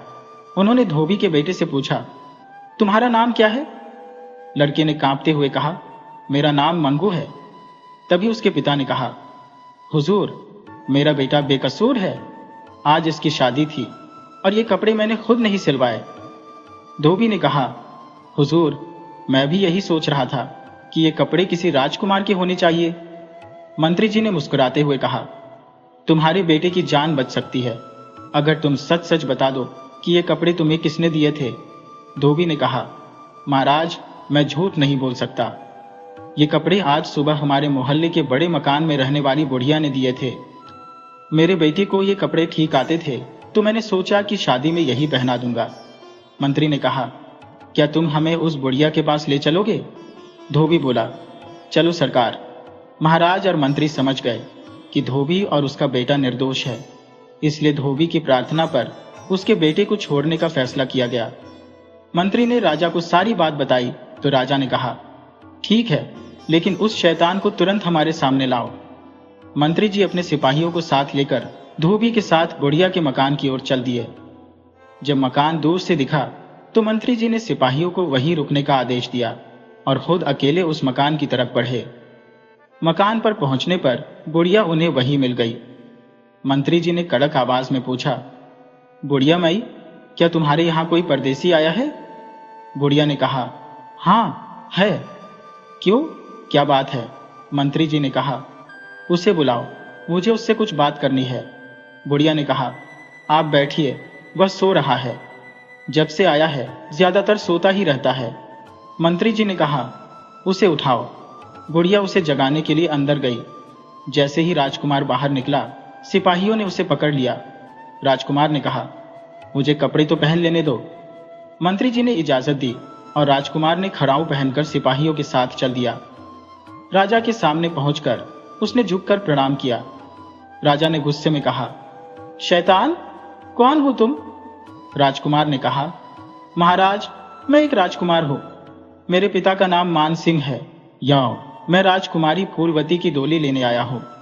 अपनी प्रतिज्ञा के अनुसार मुझे राजकुमारी की डोली ले जाने का अधिकार है। राजा ने कहा, नालायक, तुमने चोरी से महल में घुसने की हिम्मत की, हम तुम्हें सजा जरूर देंगे। राजकुमार ने कहा, यह आपकी मर्जी है महाराज, लेकिन राजगद्दी पर बैठकर आपका कर्तव्य है कि आप न्याय करें। राजा ने क्रोधित होकर कहा, हमारे सामने तुम जुबान चलाने की हिम्मत कर रही हो? राजा ने खड़े होते हुए कोतवाल को बुलाया और कहा, इसे तुरंत कैद में डाल दो और कल सूरज की पहली किरण के साथ इसे जल्लादों को सौंप दो। इसकी आंखें निकालकर हमारे सामने पेश करो। कोतवाल ने आदेश का पालन किया और राजकुमार को कैद कर लिया गया। पूरी रात राजकुमार सोचता रहा कि राजा ने उसके साथ न्याय नहीं किया। सुबह होते ही जल्लादों ने राजकुमार के हाथ बांध दिए और उसे जंगल में ले गए। वहां पहुंचकर राजकुमार ने कहा, भाइयों, तुम्हारी राजकुमारी ने अब तक कई राजकुमारों को मौत के घाट उतरवा दिया है। जल्लादों ने कहा, हम तो नौकर हैं, वध करना हमारा काम है। अब तुम्हारा अंतिम समय आ गया है, इसलिए जो प्रार्थना करनी है कर लो। राजकुमार ने कुछ देर सोचा और फिर जल्लादों से कहा, भाइयों, मेरी एक अंतिम इच्छा है। अगर तुम लोग मुझे वह पूरी करने दोगे तो तुम्हारी बड़ी कृपा होगी। जल्लादों ने कहा, जिंदगी के अलावा इस जगह पर तुम्हारी जो भी इच्छा हो पूरी कर लो। तब राजकुमार ने कहा, मैं एक बार राजकुमारी के महल के दर्शन करना चाहता हूं। जल्लादों ने कहा, अब यह कैसे संभव हो सकता है? हम तुम्हें वध स्थान पर ले आए हैं, यहां से तुम्हें वापस शहर नहीं ले जाया जा सकता। राजकुमार ने कहा, लेकिन मैं तो यहीं से दर्शन कर सकता हूं। जल्लादों ने पूछा, वह कैसे? राजकुमार ने पास खड़े बरगद के पेड़ की ओर इशारा करते हुए कहा, उस पेड़ की चोटी पर चढ़कर। जल्लादों ने एक दूसरे को देखा। उनकी विशालकाय काया के सामने राजकुमार दुबला पतला था। उनके पास तेज धार वाली तलवारें थी और उन्होंने सोचा, पेड़ से भागकर यह कहां जाएगा? एक जल्लाद ने कहा, बेचारे की आखिरी इच्छा पूरी कर देते हैं, हम तो पाप के भागीदार नहीं बनेंगे। दूसरे ने हामी भर दी। उन्होंने राजकुमार के हाथ खोल दिए। राजकुमार ने खड़ाऊ निकालकर बगल में दबा ली और पेड़ पर चढ़ गया। जब वह घने पत्तों तक पहुंचा तो एक मोह की शाखा पर खड़ा होकर खड़ाऊ पहन ली और बोला, चल मेरे गुरु की खड़ाऊ, मुझे बुढ़िया माँ के मकान पर ले चल। खड़ाऊ उसे लेकर उड़ गई। नीचे जल्लादों ने देखा कि राजकुमार वापस नहीं उतर रहा है। उन्होंने ऊपर देखा, लेकिन राजकुमार कहीं नजर नहीं आया। दोनों जल्लाद आपस में कहने लगे, अरे राजकुमार तो पेड़ पर भी नहीं है, नीचे तो हम बैठे हैं, अब वह आसमान में तो नहीं गया होगा। दोनों ने काफी देर तक पेड़ की डाली डाली को खोज डाला, लेकिन राजकुमार कहीं नहीं मिला। अब वे सोचने लगे, अब क्या होगा? जल्लाद ने अपने साथी से चिंतित होकर कहा, अब क्या होगा? दूसरे साथी ने जवाब दिया, अगर राजकुमार की जगह हमारी गर्दन काटी गई तो हमारा क्या दोष है? दोनों कुछ देर खामोश रहे, फिर बोले, एक उपाय हो सकता है। अगर हम किसी हिरन को मारकर उसकी आंखें निकाल लें और राजा को दे दें तो कोई शक नहीं करेगा। दूसरे जल्लाद ने कहा, अगर ये राज्य खुल गया तो क्या होगा? पहले जल्लाद ने जवाब दिया, हम दोनों के अलावा और कौन जानता है। दोनों ने सहमति जताई और काफी कोशिशों के बाद एक हिरण का शिकार किया। उसकी आंखें निकालकर राजा के सामने पेश कर दी। राजा ने उन आंखों को राजकुमारी के हार में पिरो दिया। उधर राजकुमार बरगद के पेड़ से सीधे बुढ़िया माई के घर पहुंचा। बुढ़िया माई ने उसे देखकर राहत की सांस ली और बोली, अरे बेटा, तू आ गया। मैं तो रात भर सो नहीं पाई, मुझे लगा था कि राजा ने तुझे मरवा दिया होगा। राजकुमार ने कहा, नहीं माँ जी, मुझे तो धोखे से पकड़ लिया गया था, पर अब मैं ठीक हूँ। बुढ़िया माई ने सलाह दी, अब तुम अपने देश लौट जाओ बेटा। लेकिन राजकुमार ने कहा, नहीं माँ जी, मैं कुछ दिन और आपके पास रहूंगा। वह शाम तक आराम से सोता रहा और रात को खाना खाकर सोने के बाद राजकुमारी का घमंड तोड़ने की योजना बनाने लगा।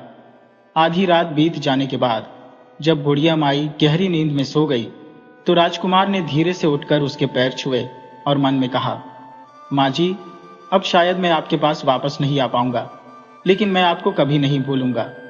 इसके बाद उसने अपनी थैलियां कंधे पर लटकाई, खड़ाऊ पहनी और बोला, चल मेरे गुरु की खड़ाऊ, मुझे राजकुमारी फूलमती के पास ले चल। खड़ाऊ उसे उड़ाकर राजकुमारी के महल के पास ले गई। वहां उसने देखा कि महल के सामने केवल एक ही सिपाही पहरा दे रहा है। राजकुमार चुपके से राजकुमारी के पलंग के पास पहुंचा। राजकुमारी गहरी नींद में सो रही थी। राजकुमार ने एक पैर पलंग के एक सिरे पर रखा और दूसरा पैर दूसरे सिरे पर। फिर बोला, चल मेरे गुरु की खड़ाऊ, मुझे राजकुमारी के पलंग सहित किसी दूरस्थ टापू पर ले चल। खड़ाऊ पलंग को लेकर उड़ चली और समुद्र के बीच एक टापू पर उतर गई। राजकुमार ने राजकुमारी को जगाया। राजकुमारी हड़बड़ा कर उठी और चारों ओर पानी ही पानी देखकर चौंक गई। उसने राजकुमार से पूछा, तुम कौन हो और मैं यहां कैसे पहुंची? राजकुमार ने जवाब दिया, मैं वही राजकुमार हूं जिसे तुमने ठुकराया था और तुम्हारे पिता ने मेरे साथ न्याय नहीं किया। अब मैं तुम्हें यहां लेकर आया हूं। राजकुमारी ने पूछा, तुम मुझे यहां कैसे लाए? राजकुमार ने कहा, सब बताऊंगा, लेकिन पहले तुम्हें मुझसे शादी करनी होगी। राजकुमारी ने कोमल स्वर में कहा, हाँ मैं तैयार हूं। राजकुमार मन ही मन खुश हो गया। जिस राजकुमारी के लिए उसने प्रतिज्ञा की थी, जिसके लिए सैकड़ों राजकुमार अपनी जान गंवा चुके थे, भी अब उससे शादी करने को तैयार थी। राजकुमार को सोचते देख राजकुमारी मुस्कुराई और बोली, मेरे प्यारे राजकुमार, देखो यहाँ का मौसम कितना सुहाना है, कितना सुंदर स्थान है। अब तुम पलंग पर आराम करो। राजकुमार ने कहा, पहले मैं तुम्हें यह बता दूं कि मैंने तुम्हें यहाँ कैसे लाया। राजकुमारी ने हंसते हुए कहा, ओह, मैं तो ये भूल ही गई थी। मुझे याद है कि मैं अपने महल में सोई थी और अब यहाँ हो। राजकुमार ने कहा, मेरे पास एक उड़न खड़ाऊ है, इसे पहनकर मैं जहां चाहता हूं वहां पहुंच जाता हूं। राजकुमारी ने चकित होकर कहा, वाकई? और फिर हंसते हुए उसने राजकुमार को गले से लगा लिया। उसने उसकी थैलियों की ओर इशारा करते हुए पूछा, यह थैलियां क्या है? राजकुमार ने कहा, इनमें से एक थैली से धन निकलता है और दूसरी से खाना। हम यहां आराम से जीवन बिता सकते हैं। राजकुमारी ने कहा, बहुत अच्छा, और फिर बोली, मुझे अब नींद आ रही है, मैं पलंग पर सोती हूं, तुम नीचे सो जाओ। राजकुमार ने मना किया और कहा, नहीं राजकुमारी, तुम पलंग पर सो जाओ, मैं नीचे सो जाऊंगा, तुम्हें नीचे कष्ट होगा। राजकुमारी पलंग पर लेट गई और राजकुमार थोड़ी दूरी पर नीचे सो गया। राजकुमार को यकीन हो गया था कि अब राजकुमारी का दिल बदल गया है। ठंडी हवा के झोंकों से वह जल्द ही गहरी नींद में सो गया।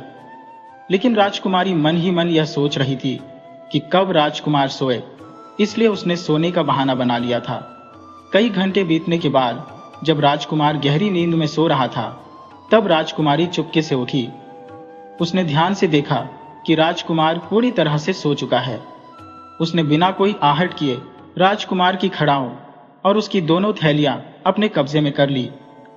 सब कुछ पलंग पर रखकर उसने खड़ाऊ पहनी और पलंग पर चढ़ गई। राजकुमार की ओर एक नजर डालते हुए वह बोली, चल मेरे गुरु की खड़ाऊ, मुझे महल पहुंचा दे। राजकुमार गहरी नींद में डूबा रहा और राजकुमारी महल पहुंच गई। सुबह जब सूरज की किरणें तेज हुई तो राजकुमार की आंखें खुली। उसने देखा कि राजकुमारी वहां नहीं है।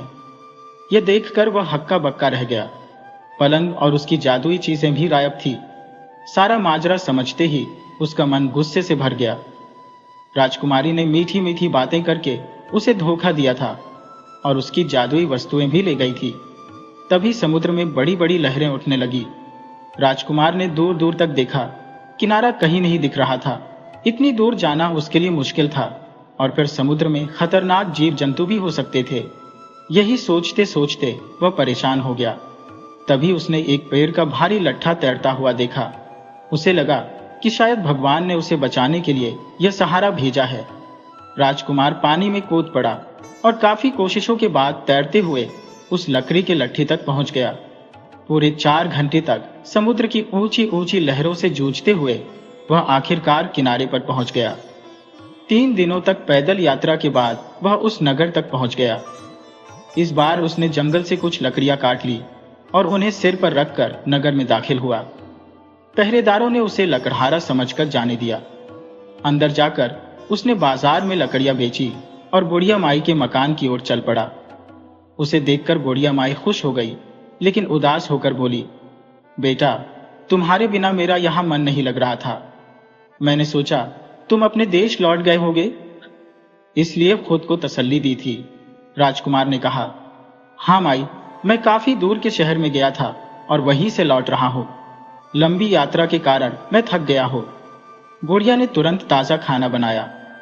खाना खाने के बाद राजकुमार ने कुछ सोचा और बुढ़िया से कहा, माई, वैसे तो मैंने आपको पहले ही बहुत कष्ट दिया है, लेकिन अब एक और कष्ट देने वाला हूं। बुढ़िया माई बोली, बेटा, तुम तो मेरे अतिथि हो, तुम्हारे लिए जो भी कर सको करूंगी। राजकुमार ने कहा, माई, मुझे छोटे छोटे चांदी के गहने बनवा दो, जैसे कि छोटे बच्चों के होते हैं। बुढ़िया ने हैरानी से पूछा, बेटा, इनका तुम क्या करोगे? राजकुमार ने जवाब दिया, बस मन कर रहा है कि इन्हीं अपने पास रखूं। बुढ़िया माई बोली, ठीक है बेटा, तुम आराम करो, मैं कल बाजार जाकर तुम्हारे लिए छोटे छोटे गहने बनवा कर लाऊंगी। अगली सुबह बुढ़िया बाजार गई और चांदी के छोटे छोटे गहने खरीद लाई। शाम को राजकुमार ने इंसान से बंदर बनने वाली घास सूंघी और वे गहने हाथों और पैरों में पहन लिए। अब वह बंदर के रूप में उछलता हुआ एक मकान से दूसरे मकान की छत पर पहुंच गया। बहुत से लोगों ने उसे देखा और उसके गहनों की वजह से बच्चों की भीड़ उसके पीछे लग गई। थोड़ी ही देर में बंदर फुदकता हुआ राजमहल में पहुंच गया। राजकुमार बंदर के रूप में चारों ओर राजकुमारी को ढूंढने लगा। उसने देखा कि राजकुमारी महल के पीछे के आंगन में बैठी है, जहां उसकी सहेलियां भी थी। राजकुमार ने उनकी बातें सुनने के लिए एक पौधे के पीछे छिपकर कान लगा दिए। राजकुमारी अपनी सहेलियों को उसी राजकुमार के बारे में बता रही थी। एक सखी ने कहा, राजकुमारी जी, आप हमारी बात का बुरा मत मानिएगा, लेकिन आपको उस राजकुमार को यूं समुद्र में असहाय छोड़कर नहीं आना चाहिए था। राजकुमारी ने बेपरवाही से कहा, अरे, ज्यादा से ज्यादा उसे कोई जीव जंतु खा गया होगा। फिर एक और सहेली ने हंसते हुए पूछा, वैसे देखने में कैसा था? राजकुमारी ने उत्तर दिया, सुंदर तो था, लेकिन मूर्ख भी था। जैसे ही मैंने उससे मीठी मीठी बातें की, उसने सोचा कि राजकुमारी फूलमती उसकी रानी बन जाएगी। लेकिन उसकी नींद में ही मैंने उसकी सारी जादुई चीजें लेकर खुद को महल में वापस पा लिया। जब राजकुमारी वहां से उठने ही वाली थी, तभी राजकुमार एकदम से उसके सामने आकर खड़ा हो गया। चारों ओर लोग बातें करने लगे, अरे देखो, ये बंदर कितना सुंदर है, गहने भी पहने हुए हैं। राजकुमारी की एक सहेली ने कहा, ये तो किसी का पालतू बंदर लगता है। दूसरा बोली, सच में ये बंदर कितना नटखट और चंचल है। बंदर ने नाचना शुरू कर दिया और राजकुमारी और उसकी सहेलियां हंस हंस कर लोटपोट हो गईं। तभी राजकुमारी ने अपने सैनिकों को बुलाया और कहा, इस बंदर को पकड़वाकर महल में रख लो। जैसे ही राजकुमारी ने बंदर को पकड़ने के लिए हाथ बढ़ाया, बंदर उछलकर उसकी गोद में आ गया। राजकुमारी ने उसे अपने कोमल हाथों से सहलाया और बंदर उसके कंधों पर बैठ गया। लेकिन तभी बंदर ने अचानक राजकुमारी के चेहरे पर 2 थप्पड़ जड़ दिए। राजकुमारी चौंक गई और गुस्से में आ गई। उसने अपने सैनिकों को तुरंत आदेश दिया कि हर हाल में उस बंदर को पकड़ो। पूरे बाग में हड़कंप मच गया, लेकिन बंदर किसी के हाथ नहीं आया। रात को जब सभी थक हार कर सो गए, बंदर महल की छत पर छिपा हुआ था। जैसे ही उसे यकीन हो गया कि सब सो चुके हैं, वह चुपचाप राजकुमारी के कमरे में घुस गया। वहां उसने धीरे से घास की पत्तियां राजकुमारी की नाक पर रख दी। घास की सुगंध जैसे ही राजकुमारी की नाक में पहुंची, वह एक बंदरिया में बदल गई। सुबह जब नौकरानी राजकुमारी को जगाने आई, तो उसने पलंग पर एक बंदरिया को देखकर शोर मचा दिया। राजकुमारी की आंखें खुली और उसने देखा कि अब वह एक सुंदर राजकुमारी नहीं बल्कि एक बंदरिया है। उसने दुखी होकर रोना शुरू कर दिया। इस खबर से पूरे महल में खलबली मच गई। लोग जादूगरों को बुलाने लगे, लेकिन कोई भी राजकुमारी को ठीक नहीं कर पाया। अंत में राजा ने ऐलान किया कि जो भी राजकुमारी को ठीक करेगा उसे मुंह मांगा इनाम दिया जाएगा। अगले दिन राजकुमार साधु के वेश में दरबार में पहुंचा और बोला, राजन, मैं आपकी बेटी को ठीक कर सकता हूं, लेकिन मेरी एक शर्त होगी। लोग हैरान थे, लेकिन राजा ने कहा, जो मेरी बेटी को ठीक कर देगा मैं उसकी शर्त मान लूंगा। जैसे ही उस नौजवान साधु ने अपनी बात रखी, सबकी निगाहें उसकी ओर मुड़ गईं। कुछ लोग सोचने लगे कि शायद ये यूं ही डींगे मार रहा है। राजा ने गुस्से में पूछा, बोलो, तुम कौन सी शर्त रखना चाहते हो? राजकुमार, जो साधु के भेष में था, बोला, महाराज, मैं चाहता हूं कि आप अपनी राजकुमारी की शादी मुझसे कर दें। यह सुनकर राजा का गुस्सा 7वें आसमान पर पहुंच गया। वो अपनी गद्दी से उठ खड़ा हुआ और चिल्लाते हुए बोला, दुष्ट, ऐसे समय में जब हम पर मुसीबतों का पहाड़ टूटा है, तुम हमारा अपमान कर रहे हो। साधु बने राजकुमार ने शांति से कहा, राजन, क्रोध से कुछ हासिल नहीं होगा। अगर आप अपनी बेटी की असली सूरत देखना चाहते हैं तो मेरी शर्त माननी होगी। राजा का गुस्सा और बढ़ने ही वाला था, लेकिन मंत्री ने आगे बढ़कर स्थिति को संभाला।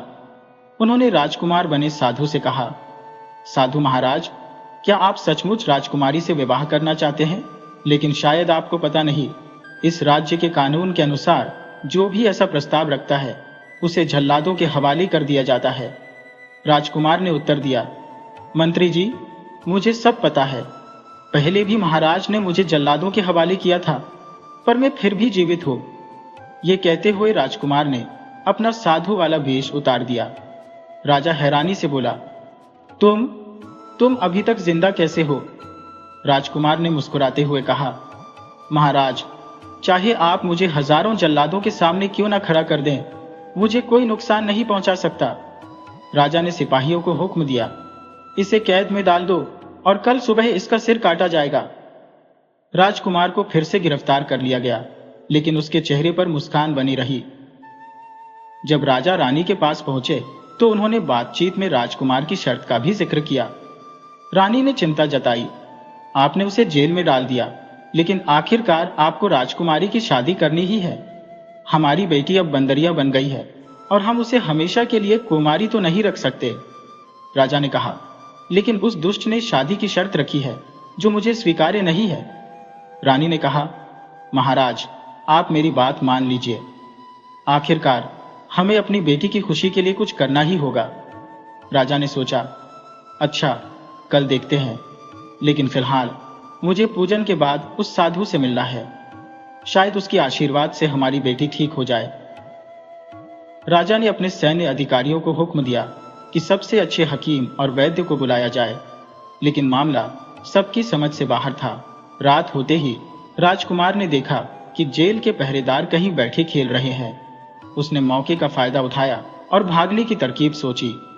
उसके पास 2 प्रकार की घास थी। उसने बंदर बनने वाली घास को उंगलियों पर रगड़ा और तुरंत एक बंदर में बदल गया। फिर उसने दोनों थैलियां अपने कंधे पर टांगी और उड़ान खड़ाऊं पहनकर जेल से बाहर निकल गया। सीधा बुढ़िया के घर पहुंचकर उसने कहा, माँ, अब वह बंदरिया बन चुकी है। बुढ़िया ने स्नेह से कहा, बेटा, तेरी मुराद जरूर पूरी होगी। सुबह होते ही राजकुमार ने बढ़िया वस्त्र मंगवाए और एक घोड़ा खरीदकर राजमहल की ओर रवाना हो गया।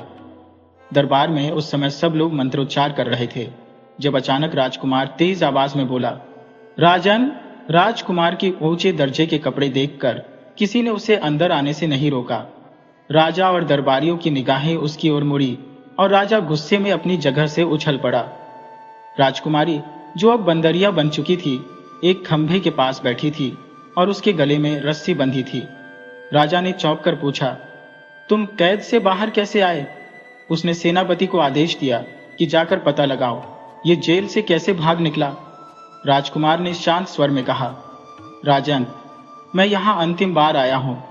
अगर आपने अपनी जिद पर कायम रहे तो आपको अपनी खूबसूरत राजकुमारी को हमेशा के लिए इस रूप में देखना पड़ेगा। दरबार में सब हतप्रभ रह गए। सबके मन में सवाल था कि राजकुमार कैसे जेल से निकल भागा, और तब उनकी हैरानी और बढ़ गई जब उन्हें पता चला कि जेल का ताला तो सही सलामत था, फिर भी राजकुमार वहां से गायब हो गया। मंत्री ने राजा को समझाया, महाराज, इससे अच्छा वर आपकी राजकुमारी के लिए नहीं मिलेगा। आखिरकार राजा ने राजकुमार की शर्त मान ली। राजकुमार ने बंदरिया बनी राजकुमारी को एकांत में ले जाकर उसे दूसरी घास दी और वह फिर से अपनी असली सूरत में लौट आई। इसके बाद धूमधाम से राजकुमार और राजकुमारी का विवाह संपन्न हुआ। राजा ने उन्हें दहेज में कई हाथी, घोड़े और अन्य बहुमूल्य वस्तुएं भेंट की। तीसरे दिन राजकुमार अपनी नई नवेली दुल्हन को लेकर अपने देश के लिए रवाना हुआ। उसके साथ बहुत से सैनिक भी थे। रास्ते में उन्होंने कई जगह पर पड़ाव डाले और आराम किया। जब वह अपने राज्य पहुंचा तो शाम का समय था। घोड़ों और हाथियों की चहलकदमी से धूल के गुब्बार आसमान में उड़ रहे थे। वीरेंद्र सिंह के पिता ने सोचा कि शायद किसी ने उनके नगर पर हमला कर दिया है, इसलिए उन्होंने तुरंत अपनी सेना को तैयार कर लिया। लेकिन जब उन्हें पता चला कि वह उनका वीर बहादुर पुत्र है, तो पूरे नगर में खुशी की लहर दौड़ गई। राजकुमार अपनी छोटी मां के पास गया और राजकुमारी को लेकर उनके सामने पेश किया। उसने कहा, माता, हमें आशीर्वाद दीजिए। आपके आदेशानुसार राजकुमारी फूलवती आपके सामने है। पूरा नगर रोशनी से जगमगा रहा था। राजा ने इस मौके पर बहुत उत्साह से जश्न मनाया। हालांकि छोटी रानी, जो ईर्ष्या करती थी, शर्म के मारे अपनी गर्दन नीचे किए रही। लेकिन राजकुमार की मां कलावती बेहद प्रसन्न थी। उसने अपनी बहू और बेटे का पूरे आदर सत्कार से स्वागत किया। धीरे धीरे राजा बूढ़ा हो चला था, इसलिए उसने राजकुमार को राजा घोषित कर दिया। राजकुमार ने अपनी समझदारी और जादुई शक्तियों से राज्य का बहुत विस्तार किया और अच्छे से शासन किया। उसके राज्य की शान और शौकत दूर दूर तक फैल गई। प्रजा पहले से ही राजा और राजकुमार से प्रसन्न थी, लेकिन अब तो राजकुमार की वीर गाथाएं चारों ओर फैलने लगी। दोस्तों, अगर आपको हमारी कहानी पसंद आई हो तो कृपया हमारे चैनल को लाइक करें, सब्सक्राइब करें और शेयर करें। वीडियो अच्छी लगी हो तो इसे लाइक करें और ऐसी ही मज़ेदार कहानियों के लिए चैनल को सब्सक्राइब करें और बेल आइकन दबाएं। ज़्यादा से ज़्यादा अपने दोस्तों को शेयर करें। धन्यवाद।